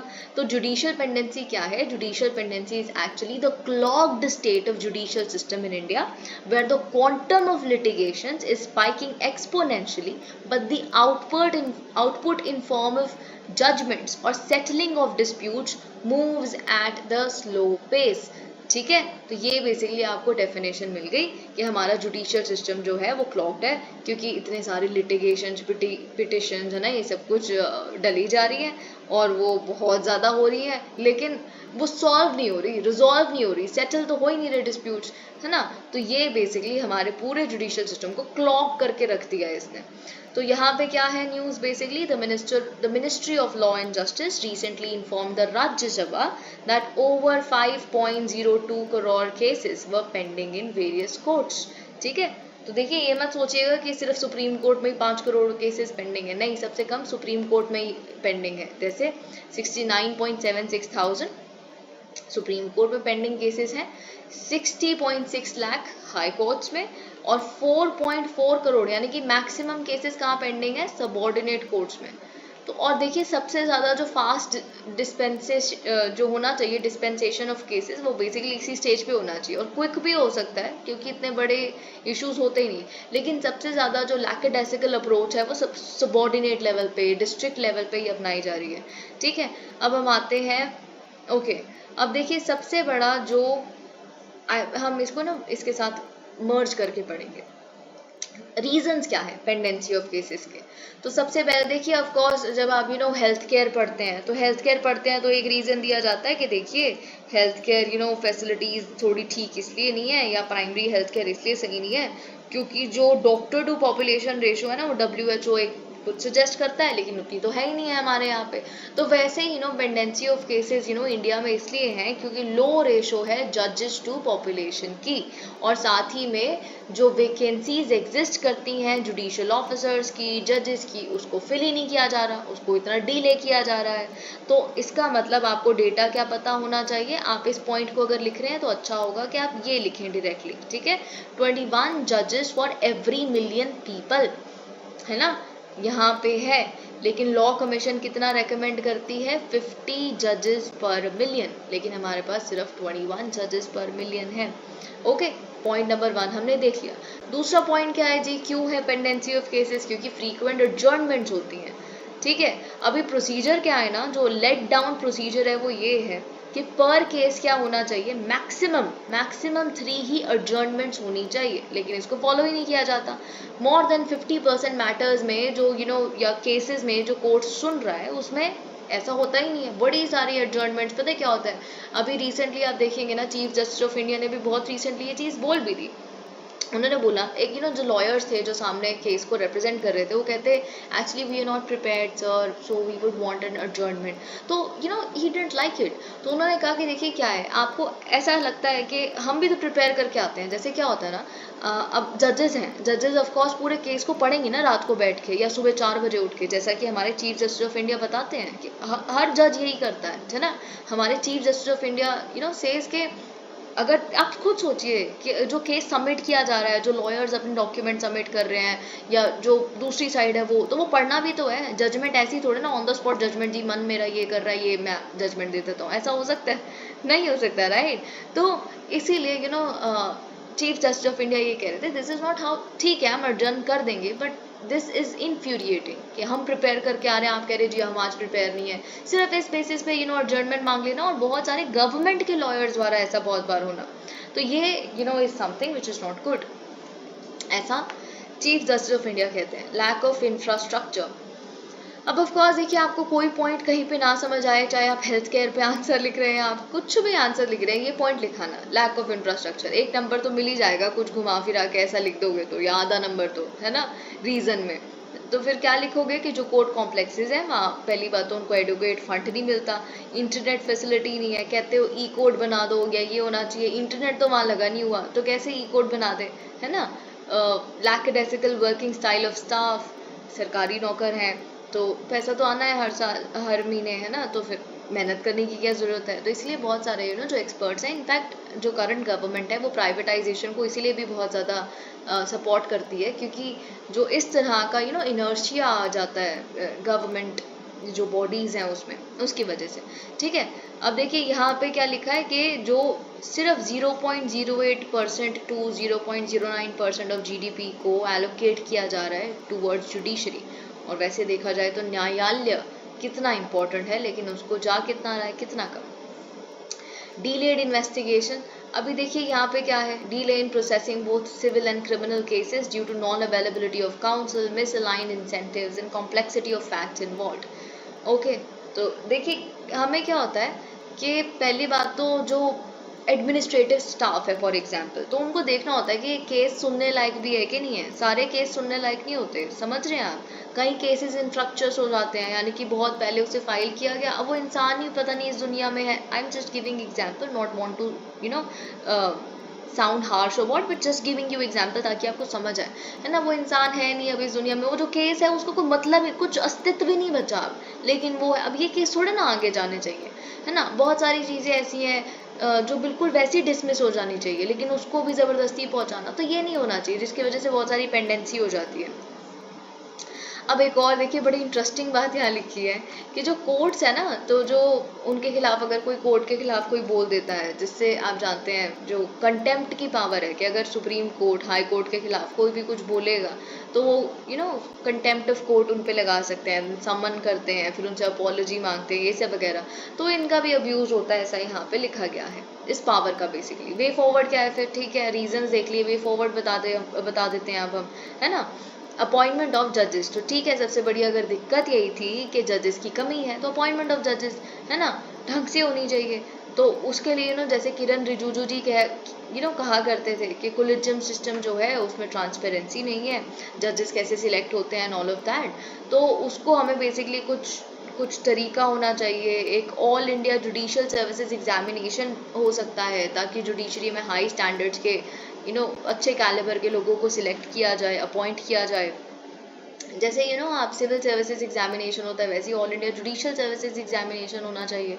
ओके, और साथ ही में देखिए अगर जजेस की कमी है अभी, तो एडहॉक जजेस लेके आइए ना। एडहॉक जजेस भी तो हो सकते हैं, आर्टिकल 224A और 128 इसको अलाउ करता है। Okay, promoting alternative dispute resolution, of course सबसे बढ़िया मेथड है ऑल्टरनेटिव डिस्प्यूट रेजोल्यूशन, यानी कि डिस्प्यूट को रिजॉल्व करने के सिर्फ और सिर्फ कोर्ट ही जैसी जगहें नहीं है, बल्कि ऑल्टरनेटिव मेथड्स भी हैं, जैसे लोक अदालत, आर्बिट्रेशन, मीडिएशन, कंसिलिएशन, सुलह करवाना। ठीक है, strengthen infrastructure, of course infrastructure बढ़ाइए, जुडिशियल स्टाफ को ट्रेन कीजिए, अपग्रेड कीजिए इंफ्रास्ट्रक्चर को, एडिक्वेट फंड्स प्रोवाइड कीजिए, जीडीपी की एलोकेशन बढ़ाइए, setting a time limit, this is very important. देखिए स्पेशली सबॉर्डिनेट कोर्ट्स के लिए ना टाइम लिमिट आनी चाहिए। Changes in criminal justice and procedural laws, अब देखिए बहुत सारे जैसे यहाँ पे लिखा है जो माइनर ऑफेंसेस है उनको तो पहले बात उनकी कंपाउंडिंग होनी चाहिए। Compounding of offences, I think ये मैं आपको पिछले किसी सेशन में भी समझा रही थी। कंपाउंडिंग ऑफ ऑफेंसेस यूजुअली आप इकोनॉमिक्स में पढ़ते हैं, क्योंकि जीएसटी टैक्स इससे रिलेटेड। तो यूजुअली कंपाउंडिंग ऑफ ऑफेंसेस का मतलब है अगर आपने कोई क्राइम किया है, फॉर एग्जाम्पल वो छोटा मोटा क्राइम है, तो ठीक है ना, पैसे पूसे दे के क्यों उसमें उसमें जेल भी करनी है 1 साल की, फाइन भी लेना है, ठीक है, सेटलमेंट हो सकता है कुछ कंपनसेट करके, कुछ सरकार को पैसा जमा करके। अब एक इतना लटका रहेगा कि इसको फायदा भी नहीं होता उसका, इतने 4-5 साल, और फिर I hope you get my point. तो माइनर ऑफेंसेस को तो कंपाउंड कर देना चाहिए, और साथ ही में बहुत सारी जो वायलेशंस हैं, जो माइनर वायलेशंस हैं, उनको डीक्रिमिनलाइज कर देना चाहिए। Okay, grievance addressal, create a law abiding society. देखिए सबसे बढ़िया बात पता है क्या है, सोसाइटल लेवल पे चेंज लेके आइए, ताकि ना एक्चुअली केसेस अकर ही ना करें। उसके लिए क्या होगा, लेके आइए ना फाइन। देखिए सबसे ज़्यादा जो कारगर मेथड होता है ना, यानी कि जो सबसे बिल्कुल बेस्ट काम करता है, वो मेथड है जो आपकी जेब को, यानी कि आपकी पॉकेट को हिट करे। तो कोई नहीं, चलान काटे शुरू करो बड़ी सारी चीज़ों के, है ना, सैंक्शन लगाने शुरू करो, जैसे यहाँ पे लिखे sanction based models of motivation, ताकि लोग अबाइड करें। लॉ आप तोड़ेंगे, ठीक है, आप पे फाइन लगेगा, तो फाइन के चक्कर में तो लॉ अपनाया ही जाता है। ठीक है, तो ये चीज़ है। You are littering in public, you are doing anything, you know violating traffic rules. Okay, तो ये बेसिकली होना चाहिए। तो हमने वे फॉरवर्ड देख लिया, लेकिन बहुत सारे इनिशिएटिव्स लिए जा रहे हैं टू कर्ब जुडिशियल पेंडेंसी, और कहीं इसमें से बहुत ही ज़्यादा इंपॉर्टेंट और बहुत इंटरेस्टिंग भी है। ठीक है, तो यहाँ पे जैसे लिखा है मेमोरेंडम ऑफ प्रोसीजर 2016। आप जानते हैं 2015 में क्या हुआ, एनजैक जो था, एनजैक को बेसिकली स्ट्राइक डाउन किया गया कि वो अनकॉन्स्टिट्यूशनल है, सुप्रीम कोर्ट द्वारा बोला गया। फिर उसके बाद सुप्रीम कोर्ट ने कहा ठीक है, मतलब एनजैक अनकॉन्स्टिट्यूशनल था क्योंकि वो हमारी फ्रीडम को, इंडिपेंडेंस ऑफ जुडिशरी को थ्रेटन कर रहा था, और इंडिपेंडेंस ऑफ जुडिशरी क्या है, बेसिक स्ट्रक्चर डॉक्ट्रिन का पार्ट है, राइट। लेकिन फिर भी हम we are not bad people, we know कि कुछ ट्रांसपेरेंसी वगैरह, वी नो ऑल दैट, ठीक है। मेमोरेंडम ऑफ प्रोसीजर ले आओ, कोर्ट्स और गवर्नमेंट के बीच में बातचीत करते हैं। तो फिर एक मेमोरेंडम ऑफ प्रोसीजर पे बातचीत चल रही है ना अभी तक, जिससे क्या होगा, कुछ परमानेंट सेक्रेटेरिएट हो सुप्रीम कोर्ट में, और जो जुडिशियल अपॉइंटमेंट्स है वो कुछ ट्रांसपेरेंसी आ सके उसमें, ताकि कुछ पब्लिक भी किया जा सके कि क्या प्रोसीजर था या क्या नहीं। So all of that, memorandum of procedure 2016। फिर आता है प्रोजेक्ट सहयोग। अब देखिए प्रोजेक्ट सहयोग में क्या होता है ना, एक्चुअली ये 2018 का एक कॉन्सेप्ट है, पर फिर भी प्रोजेक्ट सहयोग में क्या होता है, जैसे मैं आपको भी बता रही थी, बहुत सारे केसेस जो है वो इन्फ्रक्चुअस हो गए हैं, ठीक है, उसको कोई वजूद ही नहीं बचा उस केस का, फिर भी वो है, तो उनको छांटना कि ये केसेस, और बहुत सारे केसेस सुनने लायक भी नहीं होते, मतलब ऐसे छोटे छोटे केस, जैसे अभी क्या था, I very vividly remember, supreme court में केस गया था, और सुप्रीम कोर्ट में, और आप जानते हैं our Chief Justice of India, current Chief Justice of India DY Chandrachud, the kind of person he is, just too good। तो उनके पास वो केस आया जिसमें आई थिंक एक महाराष्ट्र के there was this man who had put this thing के क्या करो, मुझे अनअपोज्ड मुझे प्रेसिडेंट बना दो इस कंट्री का। क्यों बना दो, क्योंकि कॉन्स्टिट्यूशन क्या कहता है कि प्रेसिडेंट की पोस्ट सबके लिए ओपन है, तो मैं डिजर्व करता हूँ। So can you even imagine कि सुप्रीम कोर्ट में कितना ऐसे तरह की, कितना टाइम वेस्ट वाली बात है, और ये केस था और जो पेंडिंग था। तो इन तरह के केसेस को क्लीन करना इज वेरी इंपॉर्टेंट। तो प्रोजेक्ट सहयोग is actually cleaning of these kind of cases. एक और चीज, सहयोग पोर्टल भी एग्जिस्ट करता है, अगर आपको पता हो तो। सहयोग पोर्टल में क्या होता है, बहुत सारे आप जानते हैं लॉ यूनिवर्सिटीज़ हैं, बहुत सारे रिसर्चर्स हैं लॉ में, है ना, तो वो बहुत सारे जो केसेस हैं, for example pro bono cases जो होते हैं, जो अच्छाई के लिए, सोसाइटी के लिए, ह्यूमैनिटी के लिए लड़े जाते हैं, है ना, उसके लिए पैसे नहीं लिए जाते लॉयर्स द्वारा। जो कपिल सिब्बल जी है, जैसे कपिल सिब्बल जी के आई थिंक एक इंसाफ के सिपाही करके एक ऑर्गेनाइजेशन भी है ना, तो वो इस तरह के केसेस लेते हैं। तो उन केसेस के लिए ऑफकोर्स देखिए क्या है, अगर ऑफकोर्स ग्राउंड लेवल पे रिसर्चर्स हैं जो बहुत सारा काम कर रहे हैं, तो उनके पास ज़्यादा इन्फॉर्मेशन है, केस को स्ट्रॉन्ग करने के लिए या समझने के लिए वो एक अच्छी इनपुट प्रोवाइड कर सकते हैं। तो ये जो रिसर्चर्स हैं, यूनिवर्सिटीज़ हैं, या कुछ इंडिविजुअल ऐसे लोग हैं, तो वो बेसिकली इस सहयोग पोर्टल से जुड़ के ऐसा पर्टिकुलर केसेस में, प्रो बोनो केसेस में अपना सहयोग दे सकते हैं। Legal information management and briefing system, तो लिम्स जो है, legal information management and briefing system is actually a web based application, जिससे केसेस को मॉनिटर किया जाएगा, जिसमें केंद्रीय सरकार जो है वो इन्वॉल्व है मोर इफेक्टिवली एंड ट्रांसपेरेंटली। तो आप क्या लिखेंगे, मेमोरेंडम ऑफ प्रोसीजर 2016, प्रोजेक्ट सहयोग, फिर उसके बाद लिम्स, फिर उसके बाद मीडिएशन बिल 2023, ताकि जो प्री लिटिगेशन मीडिएशन हो सके पार्टीज के बीच में। फिर ई कोर्ट्स, ऑफकोर्स ई कोर्ट्स तो बहुत ही इंपॉर्टेंट एक चीज़ है जो आप लिखेंगे, जिसका फेज 3 अभी चल रहा है, जो अभी रिपब्लिक डे, इंडिपेंडेंस डे जब हुआ तो ऑफकोर्स इसको डिस्कस भी किया गया, ई कोर्ट्स को, राइट। नेशनल लिटिगेशन पॉलिसी पे डिस्कशन चल रही है, जिससे हम क्या करना चाहते हैं, हम प्रिवेंट करना चाहते हैं, कंट्रोल करना चाहते हैं, रिड्यूस करना चाहते हैं लिटिगेशन को, एक्सेसिव लिटिगेशन को, है ना। और क्या है, administrative mechanism for resolution of disputes, AMRD, ताकि हम क्या कर सकें, हम मिनिस्टीरियल, इंटर डिपार्टमेंटल जो डिस्प्यूट्स हैं ना, इस तरह के डिस्प्यूट्स को रिजॉल्व कर सकें। Okay, fast track courts, of course ये भी एक चीज़ है जो स्विफ्ट जस्टिस देता है। अब हम आते हैं डायरेक्टरेट ऑफ एनफोर्समेंट पे। ये क्या है बेसिकली, डायरेक्टरेट ऑफ एनफोर्समेंट आपके प्रीलिम्स के पर्सपेक्टिव से बहुत इंपॉर्टेंट, कि बेसिकली कौन कौन से एक्ट्स हैं, which of the following acts mention below are actually enforced by ED, क्योंकि ईडी इतना न्यूज़ में है, ED raids this that some politician you know all that because of political reasons. ये चीज़ मैं आपको बहुत बार बता चुकी हूँ। तो आप ए पॉलिटिकल रहिए, आप पॉलिटिक्स में मत अपना ध्यान लगाइए, बट ध्यान इन द सेंस आप एटलीस्ट इस पर्सपेक्टिव से तो न्यूट्रल रहिए। कुछ भी जब आप एनालाइज कर रहे हैं, समझ रहे हैं, पढ़ रहे हैं, उसमें आप नहीं होने चाहिए, आप उसमें सिर्फ एनालाइज करो, ठीक है। तो लेकिन जो भी आपके लिए इम्पोर्टेंट है ना, वो सब पॉलिटिकली है। कहीं ना कहीं पॉलिटिक्स में उसमें बहुत बातचीत चल रही है, वही इंपॉर्टेंट है और पेपर में भी वही आता है। तो वैसे ईडी ना बहुत इंपॉर्टेंट है। तो आपके प्रीलिम्स में क्या आएगा कि कौन कौन से एक्ट्स हैं जो ईडी इन्फोर्स करता है। तो एक है prevention of money laundering act 2002, फिर है FEMA act, FEMA basically foreign exchange management act of 1999, फिर है फ्यूजिटिव इकोनॉमिक ऑफेंडर्स एक्ट जो नीरव मोदी जैसे लोगों पे लगता है ना, 2018 का। इनफैक्ट उसी वेक में ये एक्ट आया था। अब ऑफ कोर्स ये भी आपको पता होना चाहिए कि एक स्पॉन्सरिंग एजेंसी भी है ED under the conservation of foreign exchange and prevention of smuggling activities act 1974। Okay, so these are the things you must know about ED. फिर हम आते हैं कि न्यूज़ क्या है बेसिकली।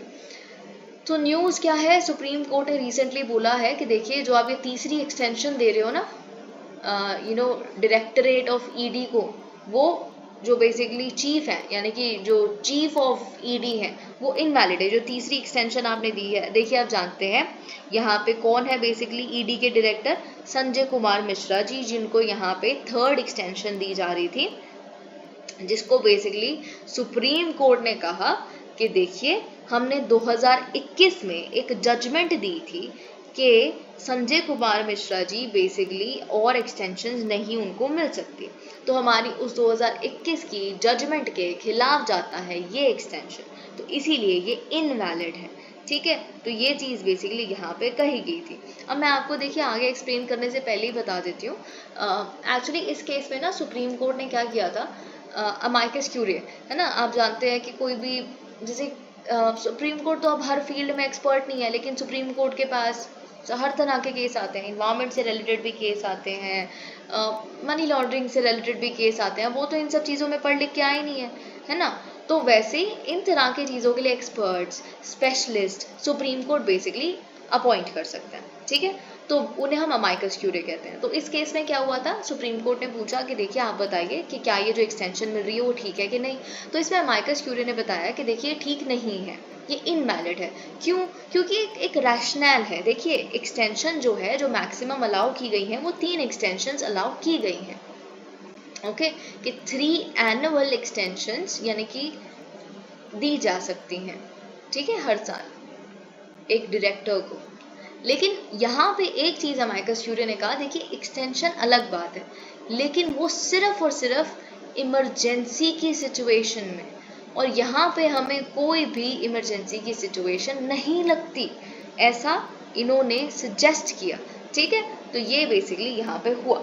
लेकिन ऑफ कोर्स यहाँ पे पिटिशनर्स ने क्वेश्चन किया था कि जो central vigilance commission amendment act है 2021 का, फिर डीपीएससी एक्ट है यानी कि Delhi special DSP act, sorry Delhi special police establishment act of 2021 है ना, एंड फंडामेंटल अमेंडमेंट रूल्स 2021। तो इन अमेंडमेंट्स को ही बेसिकली क्वेश्चन किया गया था सुप्रीम कोर्ट में। और ये अमेंडमेंट क्या करती है, एक्चुअली डायरेक्टर्स जो है ना सीबीआई के और ईडी के, उनको मैक्सिमम 3 एनुअल एक्सटेंशन देते हैं। तो सुप्रीम कोर्ट ने कहा ऑल्दो हम संजय कुमार मिश्रा जी की ये जो एक्सटेंशन है उसको हम खारिज करते हैं, लेकिन वैसे 3 एनुअल एक्सटेंशंस मैक्सिमम दी जा सकती हैं। लेकिन मैंने जैसे कि आपको बताया इमरजेंसी सिचुएशन यहाँ पे एक रैशनल है, ओके, सिर्फ उन सिचुएशंस में, ओके। तो ये चीज़ आपको यहाँ पे पता होनी चाहिए। अब हम आ जाते हैं डायरेक्टरेट ऑफ एनफोर्समेंट पे। ये एक मल्टी डिसिप्लिनरी ऑर्गेनाइजेशन है, जिसको बेसिकली क्या बोला गया है कि आपको इन्वेस्टिगेट करना है इकोनॉमिक क्राइम्स को। अगर आपके प्रीलिम्स में ईडी से रिलेटेड कुछ स्टेटमेंट्स आ रही हैं और ऑफ कोर्स उसमें एक ऐसा लिखा है कि it is mandated to investigate economic crimes and violations of foreign exchange laws, that is true because we have just seen that FEMA, PMLA, right. Of course ये क्या है, it works under the department of revenue, ministry of finance, ये भी आपको पता होना चाहिए। यहाँ पे क्या मैनिपुलेट किया जा सकता है, कुछ भी यहाँ पे डिपार्टमेंट ऑफ एक्सपेंडिचर लिख देंगे, ठीक है, लेकिन डिपार्टमेंट ऑफ रेवेन्यू के अंडर आता है। ओके, अरे मतलब लॉजिक लगाइए आप, ठीक है, इस जगह क्या, अब of course department of revenue के अंडर ही तो होगा ना, क्योंकि ये जो भी घपले हो रहे हैं, फॉर एग्जांपल ये जो मनी लॉन्ड्रिंग या टैक्स ना आना, टैक्स इवेजन, ये सब कुछ तो रेवेन्यू आने में दिक्कत कर रहा है ना, तो डिपार्टमेंट ऑफ रेवेन्यू के अंडर ही तो ईडी काम करेगा, ऑफ कोर्स, है ना। और इसका हेडक्वार्टर्स कहाँ है, न्यू दिल्ली में। अपॉइंटमेंट की बात करें अगर हम डायरेक्टर की, तो ईडी डायरेक्टर जो है वो अपॉइंट किए जाते हैं as per the provisions of CVC act 2003, जो अभी हमने देखा उसी में तो अमेंडमेंट की गई थी इनके अपॉइंटमेंट से रिलेटेड। अगर हम इनके टेन्योर की बात करें, शुड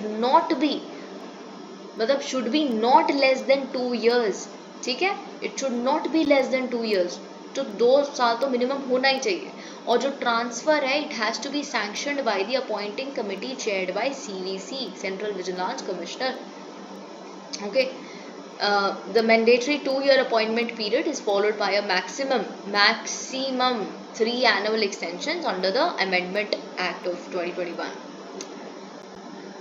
अब हम आते हैं डायरेक्टरेट ऑफ एनफोर्समेंट की पावर्स पे। क्या बेसिकली पावर्स हैं इनके पास, तो पावर टू सीज एसेट्स, ठीक है, जब्त किया जा सकता है, सर्च की जा सकती है against any individual based on information in the officer's possession and by establishing in writing exact reasons to suspect.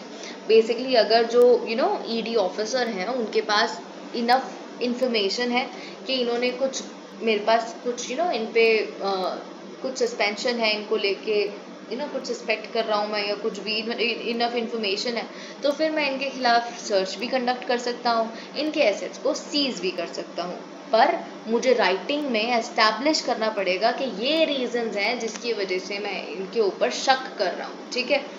Power to summon, of course आप जानते हैं ED has the same power as a civil court regarding discovery, inspection, production of evidence, summons, examining, issuing commissions, etc.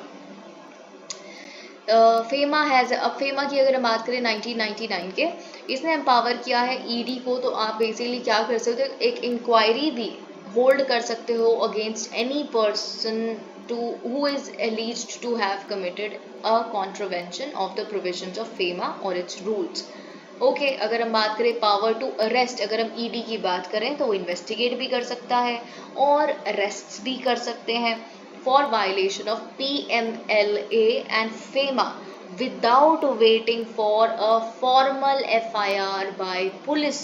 FIR की ज़रूरत नहीं है कि पहले कोई फर्स्ट इंफॉर्मेशन रिपोर्ट रजिस्टर करेगा, कोई इंफॉर्मेशन आएगी, पुलिस बताएगी, हमें इन्फॉर्म करेगी, कुछ ज़रूरत नहीं है।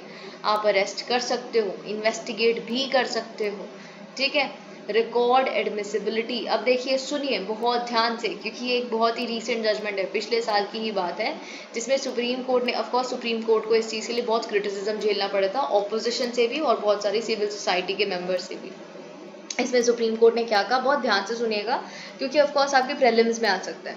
सुप्रीम कोर्ट में इसने क्या कहा, इसमें क्या कहा कि देखिए जो ईडी के ऑफिशियल्स हैं, आप यूजुअली देखते हैं ना, जो भी स्टेटमेंट एक जो अक्यूज है वो अपने, अगर कोई भी अपने खिलाफ ही स्टेटमेंट दे देता है तो उसको हम एक एविडेंस के रूप में नहीं कोर्ट में पेश कर सकते, right, it is non admissible in the court, right. लेकिन यहाँ पे सुप्रीम कोर्ट ने क्या कहा कि ये तो रूल पुलिस ऑफिशियल्स पे होता है ना लागू, ईडी ऑफिशियल्स पुलिस ऑफिशियल्स थोड़े ना है, तो उन पे ये रूल लागू नहीं होता। मतलब यहाँ पे अगर ईडी ऑफिशियल्स ने कोई स्टेटमेंट रिकॉर्ड की है किसी अक्यूज से, तो it is admissible in the court as evidence, okay. तो ये यहाँ पे लिखा है, it is not self incriminatory इस केस में। जो आर्टिकल 20 आप पढ़ते हैं ना कि खुद के खिलाफ ही आप विटनेस नहीं हो सकते एंड ऑल ऑफ दैट, वो यहाँ पे वायलेट नहीं हो रहा, क्योंकि वो पुलिस ऑफिशियल्स के केस में लागू होता है। Recovery of fines, penalties and arrears of penalties, आप ऐसा कर सकते हो बिल्कुल। फेमा एक्ट के तहत अगर आपको कोई फाइन लेना है जो वसूली करनी है वो करिए, ठीक है। इश्यूज विद, लेकिन of course directorate of enforcement से रिलेटेड बहुत सारे इश्यूज हैं। पहली बात तो कन्विक्शन रेट इतना कम है, आप अरेस्ट तो बहुत लोगों को कर लेते हो, सस्पेक्ट भी बहुत लोग हो जाते हैं, चार्जशीट भी बन जाती है, लेकिन कोई दोषी साबित ही नहीं हो पाता, बहुत कम लोग हो पाते हैं। कन्विक्शन रेट ही इतना कम है, it is as low as 0.5% 2014 से 2022 की अगर हम बात करें। लैक ऑफ ट्रांसपेरेंसी, देखिए ऑफ कोर्स यहाँ पे जो ऑपोजिशन के अभी एलिगेशंस हैं और थोड़ी सी आम जनता की भी एलिगेशन है कि ट्रांसपेरेंसी नहीं है। ईडी मतलब कुछ गिने चुने सिलेक्ट करता है केसेस, और कभी कभी तो समझ ही नहीं आता कि क्या रीज़न है, कुछ हुआ होता है उस इंसान के साथ, या कोई भी इलेक्शन आने वाले होते हैं तो उस जगह के पर्टिकुलर ऑपोजिशन के मेंबर पे हम देखते हैं, ऐसा सब कुछ हमें देखने के लिए मिलता है। तो कुछ सिलेक्टेड केसेस को इन्वेस्टिगेट करना, ये बेसिकली ट्रांसपेरेंसी पे आप कह सकते हैं कि सवाल उठाते हैं। जैसे यहाँ पे लिखा है कि ये पॉलिटिकल टूल की तरह जो रूलिंग पार्टी है उसके एक्ट करता है, जो भी पॉलिटिकल पार्टी हो बेसिकली। फॉलिंग क्रेडिबिलिटी, वही चीज़ जैसे ना मैंने आपको बताया, लैक ऑफ इम्पार्शियलिटी मतलब क्लोज नेक्सस जो है पॉलिटिकल क्लास के साथ। Lack of work force, of course ये कुछ तो पॉइंट ना है ना, तो इंफ्रास्ट्रक्चर की कमी है, रिसोर्सेज की कमी है, वर्क फोर्स की कमी, ये रहती है ना कमियाँ, तो ये तो लिख देना खुद से, ठीक है। वे फॉरवर्ड, तो मतलब अब क्या है, इतनी कमियां पड़ ली तो फिर कुछ वे फॉरवर्ड भी होगा। इन्हांसिंग कैपेसिटी, ठीक है, कैपेसिटी एनहांस कीजिए, कैसे, वर्क फोर्स इंक्रीज करके, प्रॉपर ट्रेनिंग देके वर्क फोर्स को मॉडर्न टेक्नोलॉजी में, जैसे क्रिप्टो जो रिलेटेड क्राइम्स हैं या साइबर क्राइम्स हैं, मनी लॉन्ड्रिंग क्राइम्स हैं, इससे रिलेटेड ट्रेन करके, क्या नई नई इमर्जिंग पैटर्न्स हैं ये क्राइम कमिट करने के, वो पता होना बहुत ज़रूरी है। रेगुलेशन, ठीक है, the discretion exercise by ED under PMLA should be guided by rule of law, yes, and it must be transparent, non arbitrary, ठीक है, पॉलिटिकली मोटिवेटेड तो बिल्कुल भी नहीं होना चाहिए। रिड्यूसिंग पेंडेंसी, देखिए क्या क्या होता है ना, मतलब कुछ भी पॉलिटिकली मोटिवेटेड अगर है, वही ऑफकोर्स है कि जनता की नज़र में तो जो सवाल उठता है वो उठता ही है, वो तो एक बहुत बड़ी बात है। पर फिर ये है कि आज ये लूप ख़त्म ही नहीं होएगा ऐसे तो। आज जिनके खिलाफ ये केसेस चल रहे हैं, कल को फिर कोई और पार्टी जीत के आ जाएगी, फिर वो उन पे लगाएगी केस, फिर यही चलता रहेगा बस। जो असल में जो काम है ईडी को करना चाहिए या दूसरे बॉडीज़ को करना चाहिए, फिर वो कैसे पूरा होगा, ये एक बहुत सारे लोग क्वेश्चन उठाते हैं।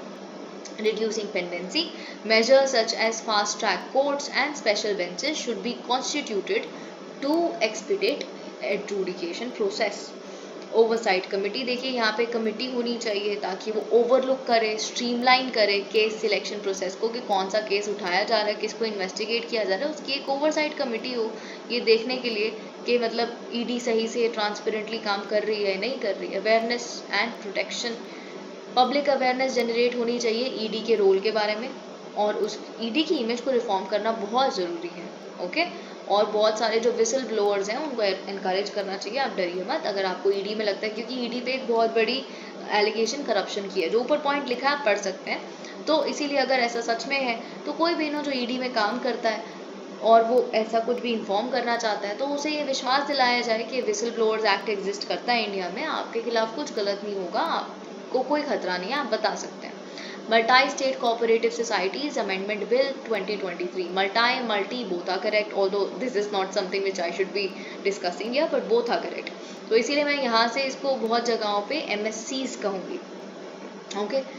अब देखिए आप जानते हैं जो एक नया बिल आया है which is of course to reform जो पहले वाला एक्ट था, एमएससीज एक्ट जो था 2002 का, ठीक है, जो एमएससीज एक्ट था 2002 का, उसको अमेंड करने के लिए अब एक बिल आया है, उसको पास कर दिया है दोनों ही हाउसेस ने। अगर हम बात करें, अब देखिए सुप्रीम कोर्ट ने यहाँ पे 2021 में एक केस था union of India versus Rajendra Shah and others, उसमें बोला था कि देखिए जो पार्ट 9B है कॉन्स्टिट्यूशन का, वो सिर्फ और सिर्फ अप्लाई होता है मल्टी स्टेट कोऑपरेटिव सोसाइटीज़ पे, यानी कि एमएससीज पे, ना कि बाकी कोऑपरेटिव सोसाइटीज़ पे जो स्टेट लेवल पे एग्जिस्ट करती हैं। अब देखिए एक और चीज़, जो पार्ट 9 है, पार्ट 9 डील करता है पंचायती राज से, पार्ट 9A म्यूनिसिपैलिटी से, पार्ट 9B कोऑपरेटिव सोसाइटी से, ठीक है। तो जो पार्ट 9B है वो सिर्फ और सिर्फ अप्लाई होता है एमएससीज पे, बाकी कोऑपरेटिव सोसाइटी सब जानते हैं स्टेट लिस्ट में आ जाता है, तो इसीलिए जो बाकी कोऑपरेटिव सोसाइटीज़ हैं वहाँ पे स्टेट लॉज अप्लाई करते हैं, ऐसा सुप्रीम कोर्ट ने वहाँ पे क्लैरिफाई किया था। Okay, about multi state cooperative societies act 2002, अगर हम इस 2002 की एक्ट की बात करें तो ये क्या था, बेसिकली कंसोलिडेट करता था, है ना, क्या कोऑपरेटिव सोसाइटी से रिलेटेड लॉज को, है ना, तो ये सारी चीज़ें यहाँ लिखी हैं। एप्लीकेशन ऐप किसको अप्लाई होता था? ऑल कोऑपरेटिव सोसाइटीज़ पे with objects not confined to one state. अब ऑफ कोर्स वो सारी कोऑपरेटिव सोसाइटीज़ बेसिकली जिसका जो काम है, ऑपरेशन है, या फिर जिसका ऑब्जेक्टिव है वो किसी एक स्टेट तक सीमित नहीं है, जैसे कर्नाटका है ना, या फिर राजस्थान, वो मल्टी स्टेट है, यानी कि उसका ऑपरेशन भी बहुत सारी स्टेट्स में है, उसका ऑब्जेक्टिव जो उसका काम है, जो हेल्प करना चाहती है सोसाइटी, वो बहुत सारी स्टेट्स में करना चाहती है, जिसकी प्रेजेंस बहुत सारी स्टेट्स में है, पूरे इंडिया में है, पैन इंडिया में है, कैसे भी हो सकता है, ठीक है। तो उस पर बेसिकली ये जो एक्ट है वो लागू होता था। ओके, इसके तहत बेसिकली जितनी भी एमएससीज हैं उसको रजिस्टर होना था through a central registrar. Central registrar basically जिसको अपॉइंट किया जाता था सेंट्रल गवर्नमेंट द्वारा। इंटरनल गवर्नेंस, अब देखिए हर एमएससी में बेसिकली अपने बाय लॉज हो सकते हैं। ओके, बाय लॉज क्या होता है? देखिए एक और चीज़, बाय लॉज वैसे देखा जाए तो कंपनी का हर कंपनी का अपना एक बाय लॉ होता है, हर सोसाइटी का एक बाय लॉ होता है।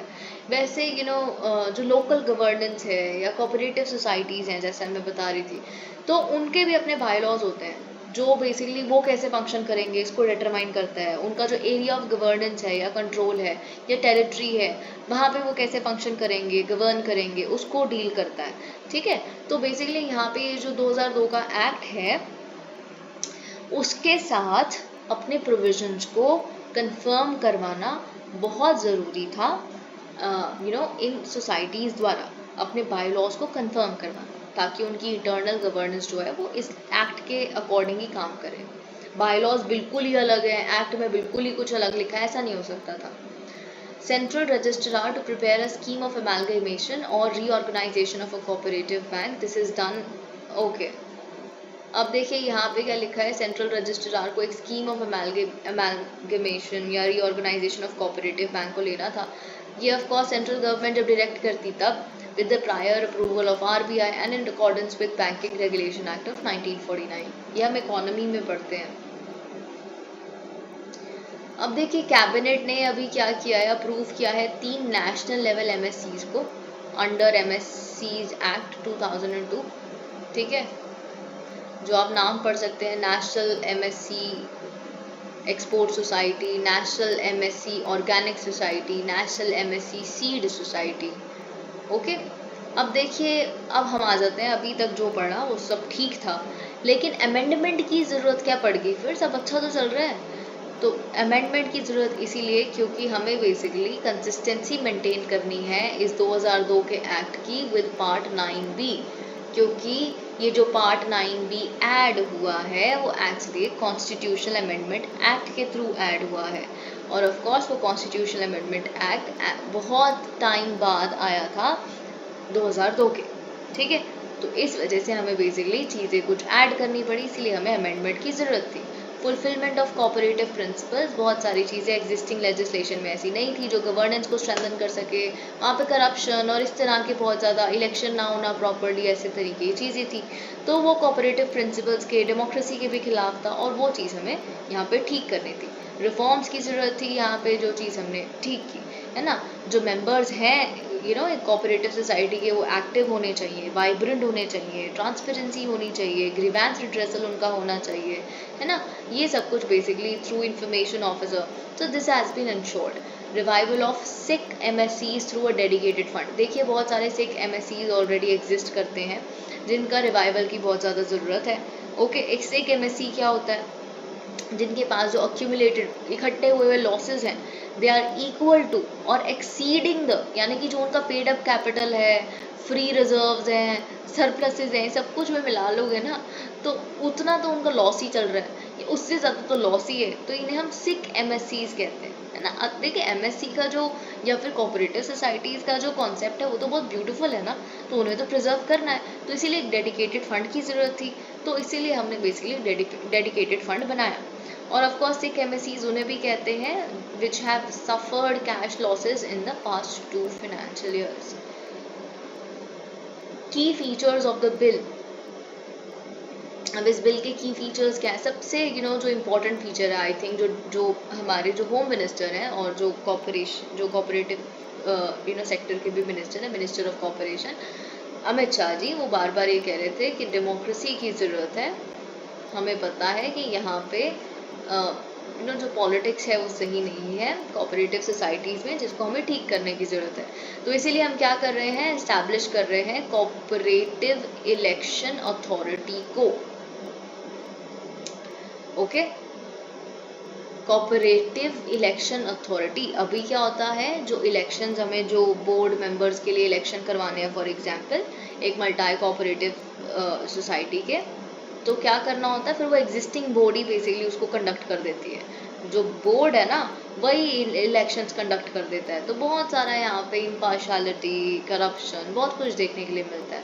तो बिल ये कहता है कि देखिए केंद्रीय सरकार एस्टैब्लिश करेगी एक कोऑपरेटिव इलेक्शन अथॉरिटी जो इलेक्शंस कंडक्ट करेगी। अब आपके इस अथॉरिटी में एक चेयरपर्सन होंगे, वाइस चेयरपर्सन होंगे और अप टू 3 मेंबर्स होंगे जो केंद्रीय सरकार ही अपॉइंट करेगी on the recommendations of a selection committee.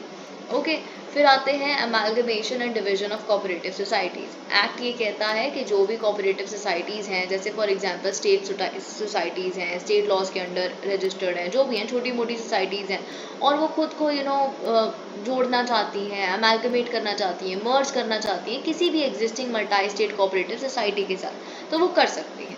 ठीक है, अभी तक ऐसा नहीं हो पाता था, पर अब it has been allowed.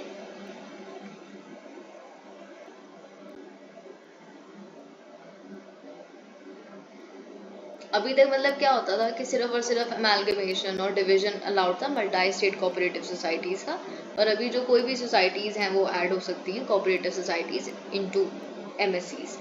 Fund for sick, जैसा कि हम डेडिकेटेड फंड की बात कर रहे थे, तो यहाँ पे हमें बिल ला के देता है, एस्टैब्लिश करता है cooperative rehabilitation, reconstruction and development fund. तो ये बेसिकली हमें क्या करेगा, इसकी फंडिंग कहाँ से आएगी, फंड तो आ गया लेकिन इसमें कौन क्या करेगा, डिपॉजिट कौन करेगा पैसे। ठीक है, तो इसमें बेसिकली क्या होगा, जो अच्छा खासा कमा रहे हैं पैसे, जो प्रॉफिट में है एमएससीज है ना, वो क्या करेंगे, वो डिपॉजिट करेंगे या तो 1 करोड़ रुपए है ना, या फिर उनका जितना भी नेट प्रॉफिट है उसका 1%। ठीक है, विच एवर इज लेस, जो ठीक है इतने भी छूट दे दीजिए, जो कम पड़ रहा है ना आपको वो डाल देना इसमें, पर आपको इतना तो कंट्रीब्यूट करना पड़ेगा सिक एमएससीज को रिवाइव करवाने के लिए। Restriction on redemption of government share holding. अब देखिए बहुत ध्यान से सुनिए, शेयर्स को रिडीम करने का मतलब क्या होता है। फॉर एग्जांपल एक कंपनी है जिसमें कई शेयर होल्डर्स हैं जो शेयर होल्ड करते हैं ऑफ कोर्स, लेकिन उस कंपनी को अभी बेसिकली क्या है, कुछ ज़रूरत आ गई है और उसको वो जो शेयर होल्डर्स हैं उनको कंपेल ऐसे कन्विंस करना है, कंपेल करना है कि आप ये शेयर्स क्या करो, वापस हमें दे दो, मैं आपसे वापस ले रहा हूँ ये, ठीक है, आपसे खरीद रहा हूँ या जो भी है ना, तो उनको देने पड़ेंगे अगर मेरे बाय लॉ में ऐसा लिखा हुआ है तो मेरी कंपनी के। लेकिन अभी क्या है, और ऐसा ही यहाँ पे भी हुआ करता था। प्रेजेंटली जो 2002 का एक्ट है वो ये कहता है जो शेयर्स हैं मल्टी स्टेट कोऑपरेटिव सोसाइटी में जो गवर्नमेंट अथॉरिटीज़ होल्ड करती हैं उसको रिडीम किया जा सकता है बेस्ड ऑन द सोसाइटी के बाय लॉज। लेकिन अभी बिल क्या कहता है कि देखिए ऐसा नहीं हो सकता है ना, अगर आपको जो शेयर्स हैं जो सेंट्रल या स्टेट गवर्नमेंट होल्ड कर रही हैं मल्टी स्टेट कोऑपरेटिव सोसाइटीज़ में, उन्हें रिडीम नहीं किया जा सकता इन सोसाइटीज़ द्वारा without share holders approval. Share holders approve कर दे, ठीक है, उनका कंसेंट ले लो। ओके, अब ये चीज़ redressal of complaints as per the bill, the central government appoint करेगी 1 or more cooperative ombudsman, ठीक है, with territorial jurisdiction। तो अगर ये जो भी डायरेक्शंस हैं ombudsman की उसके खिलाफ अपील कहाँ लाए करेगी, with the central registrar। Okay, अब देखिए जो कॉम्पोजिशन है बोर्ड ऑफ डायरेक्टर्स की, एक्ट में 2002 के एक्ट में अगर हम देखें तो जो बोर्ड है एक एमएससी का, उसमें मैक्सिमम 21 डायरेक्टर्स हो सकते थे। अब देखिए उसमें साथ ही में क्या था, 2 एडिशनल डायरेक्टर्स भी को ऑप्ट किए जा सकते थे। लेकिन अब बिल क्या कहता है, बिल कहता है ठीक है, okay good, board of directors की कॉम्पोजिशन, लेकिन आपको इंक्लूड करना पड़ेगा 1 शेड्यूल्ड कास्ट और शेड्यूल्ड ट्राइब मेंबर और 2 विमेन मेंबर्स। तो इंक्लूसिविटी आ गई, राइट। अब आते हैं हम सिनेमेटोग्राफ अमेंडमेंट बिल 2023 पे, ठीक है। तो रिसेंटली दोनों हाउसेज ने पास किया है cinematography amendment bill 2023। Of course ये अमेंड करता है सिनेमेटोग्राफ एक्ट ऑफ 1952 को। ओके, तो सिनेमेटोग्राफ जो एक्ट था 1952 का, वो क्या करता था, वो एस्टैब्लिश किया था उसने central board of film certification को, CBFC, जो सर्टिफाई करता है फिल्म्स को एग्जीबिशन के लिए, कि मतलब वो अलाउ भी किए जाएंगी, उसको फिल्म को दिखाया भी जा सकता है, नहीं दिखाया जा सकता, कौन सी कैटेगरी की फिल्म है, कौन सी नहीं है, एंड ऑल ऑफ दैट। ठीक है, ये जो सर्टिफिकेशंस होती हैं they may be subject to modifications और डिलीशंस ऑफ कोर्स।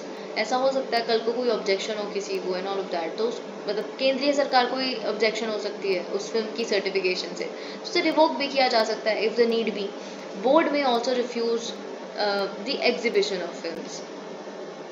ओके, जैसे कि मैं आपको बता रही थी, the propose amendments aim to make certification process more effective. तो इसीलिए बेसिकली ये जो आया है सर्टिफिकेशन, मतलब नया जो बिल आया वो सर्टिफिकेशन को और इफेक्टिव इंक्लूसिव बनाता, देखते हैं कैसे।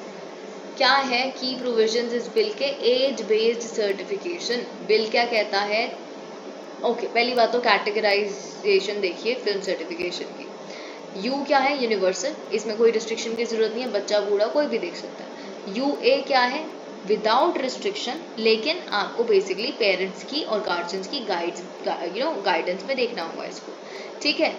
और A क्या होता है, सिर्फ अडल्ट के लिए, अडल्ट के लिए जो फिल्म है। और S क्या है, स्पेसिफिक आप कह सकते हैं किसी प्रोफेशन के लोगों के लिए, एक क्लास ऑफ पर्सन्स के लिए, रिसर्चर्स के लिए फॉर एग्जांपल, ऐसा कुछ भी, ठीक है। लेकिन अब इसमें क्या हुआ है ना, UA जो कैटेगरी है जिसमें रिस्ट्रिक्शन तो नहीं है पर गाइडेंस की जरूरत है पेरेंट्स की एंड ऑल, तो UA में क्या हो गया है, 3 एज बेस्ड सर्टिफिकेशन आ गई है। जैसे UA 7+ यानी कि 7 साल से ज़्यादा के ही बच्चे इसको देखने चाहिए।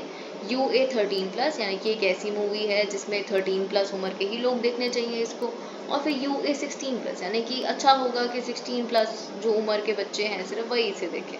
ओके, तो ये बेसिकली क्या है, जो पेरेंट्स हैं और गार्जियंस हैं वो इन बात का ध्यान रखें। ओके, अगर किसी फिल्म को कैटेगराइज किया गया एज UA 16+ हो, the parents and guardians must keep that in their heads. लेकिन ये सिर्फ रेकमेंडेटरी है, ये मैंडेटरी नहीं है। सेपरेट सर्टिफिकेशन फॉर टेलीविजन और अदर मीडिया। तो यहाँ पे क्या है, अगर कोई A कैटेगरी की फिल्म है या S कैटेगरी की फिल्म है तो ठीक है, आपको मे बी एग्जीबिशन के लिए हॉल्स वगैरह में जो भी ऐसा मिल गया है सर्टिफिकेट, लेकिन आपको एक सेपरेट सर्टिफिकेशन की ज़रूरत होगी अगर आप टेलीविज़न पे अपनी मूवी को दिखाना चाहते हो या किसी और मीडिया पे। Okay, certificates to be perpetually valid. अब देखिए ये बहुत अच्छा है, अब ये जो सर्टिफिकेट्स है ना, ये परपेचुअली यानी हमेशा के लिए वैलिड होंगे। अभी क्या है, लेकिन वैलिडिटी सर्टिफिकेट्स की सिर्फ 10 साल की होती है, फिर दोबारा आपको you have to pass through the वही सेम चीज़, टेस्ट के आप सही थे, ये थे नहीं, ठीक है, वैसा नहीं होगा। Revisional powers of central government, लेकिन अगर बाई चांस जो सेंट्रल गवर्नमेंट है उनको कोई दिक्कत हो जाती है तो बेसिकली ऑफ कोर्स तब आप रिवाइज किया जा सकता है उस सर्टिफिकेशन को। Makes film piracy a punishable offence, this is very very important. Bill क्या करता है, पायरेसी को एक पनिशेबल ऑफेंस बनाता है, which is I think something very important. जैसे टेलीग्राम पे और यहाँ वहाँ इधर उधर मूवीज मिल जाती हैं, तो बिल क्या करता है, प्रोहिबिट करता है अनऑथराइज्ड रिकॉर्डिंग और unauthorised exhibition of films and makes it a punishable offence under the provisions of copyright act 1957। A penalty bill proposes penal action in case of violation. लेकिन अच्छा ये है, देखिए ऑफ कोर्स अच्छी बात है ये बिल आया है, लेकिन OTT प्लेटफॉर्म्स भी तो आप देख रहे हैं, इट इज़ गेनिंग ट्रैक्शन और lot of tilt is there towards OTT। Bigg Boss OTT आ रहा है, सब कुछ OTT आ रहा है ना, तो इसीलिए for the betterment of society and the industry they too have to be regulated and something must be thought about them as well. Right to silence, Supreme Court ने बोला है, देखिए सारे जितने भी अक्यूज लोग हैं उनके पास राइट टू साइलेंस है, और जो इन्वेस्टिगेटर हैं उनको फोर्स नहीं कर सकते कि वो आप अपना एडमिट करो ही करो, गिल्ट एडमिट करो। वो चुप रहना अगर चूज कर रहे हैं तो दे कैन रिमेन साइलेंट, उनका हक है, वो उनका राइट है। क्यों? क्योंकि राइट टू साइलेंस आता है आर्टिकल 20 क्लॉज 3 से, जो मैं आपको अभी ऊपर भी बता रही थी, सेल्फ इंक्रिमिनेटरी वाला है ना, कि आप खुद ही के अगेंस्ट एविडेंस नहीं हो सकते। ओके, प्रोटेक्शन इज लिमिटेड, लेकिन ये प्रोटेक्शन सिर्फ और सिर्फ क्रिमिनल प्रोसीडिंग्स तक लिमिटेड है. Right is not available to a person जिसको इंटेरोगेट किया जा रहा है कस्टम्स एक्ट, क्या आपने टैक्स मतलब देखिए सरकार का रेवेन्यू बहुत ज़रूरी है, वरना कंट्री कैसे चलेगी. या फिर फॉरेन एक्सचेंज फेमा एक्ट में भी ये राइट टू साइलेंस नहीं होती है आपके पास. ओके क्योंकि वहाँ पे you are not accuse of an offence. Okay and isn't entitled to a order to a lawyer. In Nandini Satpathy versus P.L. Dani case, Supreme Court stated that compelling a person to answer a question within the limits of a police station may result in the violation of Article 20, Clause 3. अब देखिए ये तो मनीष सिसोदिया जी का जो case है जिसमें वो अभी उनको अरेस्ट किया गया था या एंड ऑल ऑफ दैट, तो उसमें भी he chose to remain silent and this was of course flared up कि वो चुप क्यों रह रहे हैं ऑल ऑफ दैट. लेकिन फिर आम आदमी पार्टी ने इसको डिफेंड किया कि वो तो आर्टिकल 20 क्लॉज 3 में लिखा है कि आपके पास आप खुद के अगेंस्ट विटनेस नहीं हो सकते, तो चुप है तो चुप रहने दो, आप तो फंडामेंटल राइट ही लेने में लगे हुए हैं ऑल ऑफ दैट. ये सब कुछ हमने देखा था. अब हम आते हैं नेक्स्ट आर्टिकल पे. SOP to check the use of freebies liquor to lure voters. तो यहाँ पे क्या हुआ है, स्टैंडर्ड ऑपरेटिंग प्रोसीजर आया है. कौन लेके आया है, central board of indirect taxes and customs, कि कैसे आप बेसिकली एम क्या है, अगर आप फ्रीवीज पे कोई भी आंसर लिख रहे हैं तो इलेक्शन कमीशन रिसेंटली एक अपना कंसर्न के लिए पेपर उन्होंने निकाला था, तो वो भी लिख सकते हैं. फिर अभी CBIC बेसिकली लेके आया है जो अपना SOP, इसके बारे में लिख सकते हैं.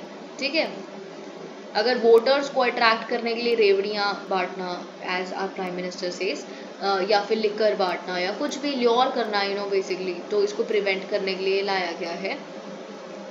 हाइलाइट्स क्या है SOP के, GST and custom officials to monitor the distribution of coupon based और फ्री फ्यूल और cash for alluring prospective voters. मतलब आप कह रहे हो पेट्रोल भरवा देंगे या फिर कुछ भी फ्री आपके कूपन ले लो, उधर जाके डोमिनोज से खा लेना या कोई कैश दे देना, ये नहीं होना चाहिए. GST और कस्टम ऑफिशियल्स इसको मॉनिटर करेंगे. Setting up flying squads and static surveillance systems okay for vehicles check and verification of warehouses, which is good. Movement of items like saris, party flags, etc. associated with candidates or political parties without an e-way bill may be confiscated, यानी उनको जब्त किया जा सकता है ना. White saris, white kurtas, party का जो फ्लैग है ये जो कैंडिडेट से जुड़ा हुआ है या पॉलिटिकल पार्टी से, लेकिन वो ट्रक के पास जो इसको लेके जा रहा है उसके पास ई-वे बिल ही नहीं है, तो फिर उसको जब्त किया जा सकता है. Demarcation of roles of MCA and MeitY. Centre ने क्या किया है, डिमार्केट कर दिया है दोनों के रूल्स को, क्योंकि दोनों में कुछ ओवरलैपिंग और कंफ्यूजन हो सकती थी, इसीलिए ताकि क्या हो, डुप्लिसिटी जो है रेगुलेशंस की उसकी पॉसिबिलिटी खत्म हो जाए. किसके सेक्टर में, डिजिटल मार्केट्स के सेक्टर में. क्यों, क्योंकि इंडिया की जो डिजिटल मार्केट है it is expected to touch $1 trillion by 2025 to 2026. तो MCA जो है मिनिस्ट्री ऑफ कॉर्पोरेट अफेयर्स, वो बेसिकली नोडल मिनिस्ट्री होगी to look into all the competition issues. Okay, और जो ministry of information and technology है वो देखेगी sector specific issues. The government is working towards introducing legislation including Digital India Act and Digital Competition Law for regulating various facets of digital market in India. Okay, dark patterns. Now please pay attention. What is a dark pattern? पहली बात हम dark pattern ही देख लेते हैं क्या होता है. एक डार्क पैटर्न क्या है, एक ऐसा यूज़र इंटरफेस जो डेलिबरेटली ऐसे क्राफ्ट किया गया है ताकि कंज्यूमर्स को, यूज़र्स को ट्रिक किया जा सके, मैनिपुलेट किया जा सके, ताकि उनकी चॉइसेस, वो ऐसी चॉइसेस फ्रेम करें या ले जो उनके इंटरेस्ट के लिए ही डेट्रीमेंटल हो सकती है. ठीक है, जैसे इस तरीके से प्रेजेंट करना प्रोडक्ट को, या ऐसे पहले बोल रहे हो 5 रुपए का है, फिर एंड में जाते जाते पता नहीं क्या ऐड कर दिया, 50 का बन गया वो, तो they end up buying a more expensive product. Okay, so this is a bad thing. और जैसा कि यहाँ पे लिखा है, this is nothing but dark patterning. Okay, या फिर क्या हुआ, paying more than what was initially disclose, जो मैंने आपको बताया. तो इसमें क्या हुआ है, जो advertising standards council of India है, विच इज़ इम्पोर्टेंट, इसलिए हम ये भी पढ़ेंगे. जो advertisement standards council of India है, उन्होंने इशू की है guidelines for dark patterns. Dark pattern देखिए, ग्रीन वॉशिंग पे आपको याद होगा 2022 में क्वेश्चन आया है राइट, प्रीलिम्स में तो ऐसे डार्क पैटर्न पे आ सकता है. So the terms in news of course they become important. तो इन डार्क पैटर्न्स रिलेटेड गाइडलाइंस को इम्प्लीमेंट किया जाएगा 1 सितंबर 2023 से.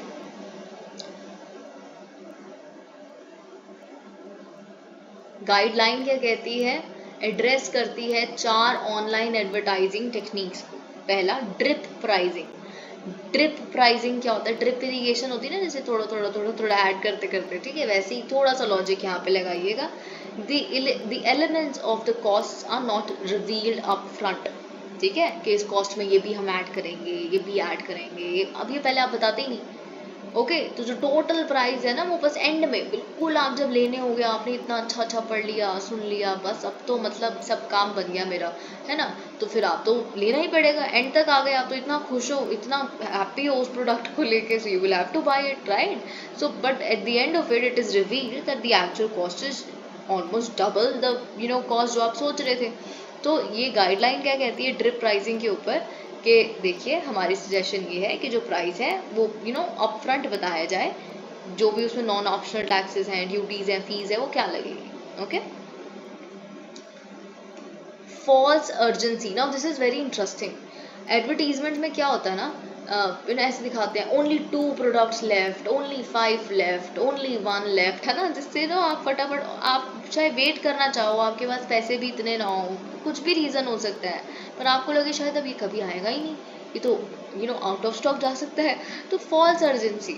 तो this is not a good thing. Okay, तो अब गाइडलाइंस क्या कहती हैं कि आपको डेमोन्स्ट्रेट करना पड़ेगा कि आपकी स्टॉक पोजीशन कैसी है ना, जब आप ये लिमिटेड क्वांटिटी मैसेज डाल रहे हो ना, only limited quantity left and all of that, तो this must be communicated and demonstrated कि आपकी स्टॉक पोजीशन कितनी है, कितने पड़े हैं आपके पास ढंग से. Distinguished ads. Advertisements resembling editorial or organic content must disclose that it is an advertisement, like paid reviews, influencer posts, etc. फिर उसके बाद bait and switch, advertising one product और सर्विस बट डिलीवरिंग अदर. ये तो मतलब बिल्कुल ही गलत हो गया ना, तो ये तो प्रोहिबिटेड ही है, one should not do it. Bait and switch है ना, बोल कुछ और रहे हो, आ कुछ और ही गया. अब हम देख लेते हैं ASCI के बारे में, advertising standards council of India के बारे में. Established in 1985 by professionals from advertising and media industry to keep Indian ads decent, fair and honest. एक वॉलंटरी सेल्फ रेगुलेटरी ऑर्गेनाइजेशन है जिसमें मेंबर्स हैं इंडिया के मार्केटिंग, क्रिएटिव, मीडिया और allied companies से. ASCI has been committed to protecting Indian consumers' interest through self-regulation in advertising. Please do like the video and share it with others also.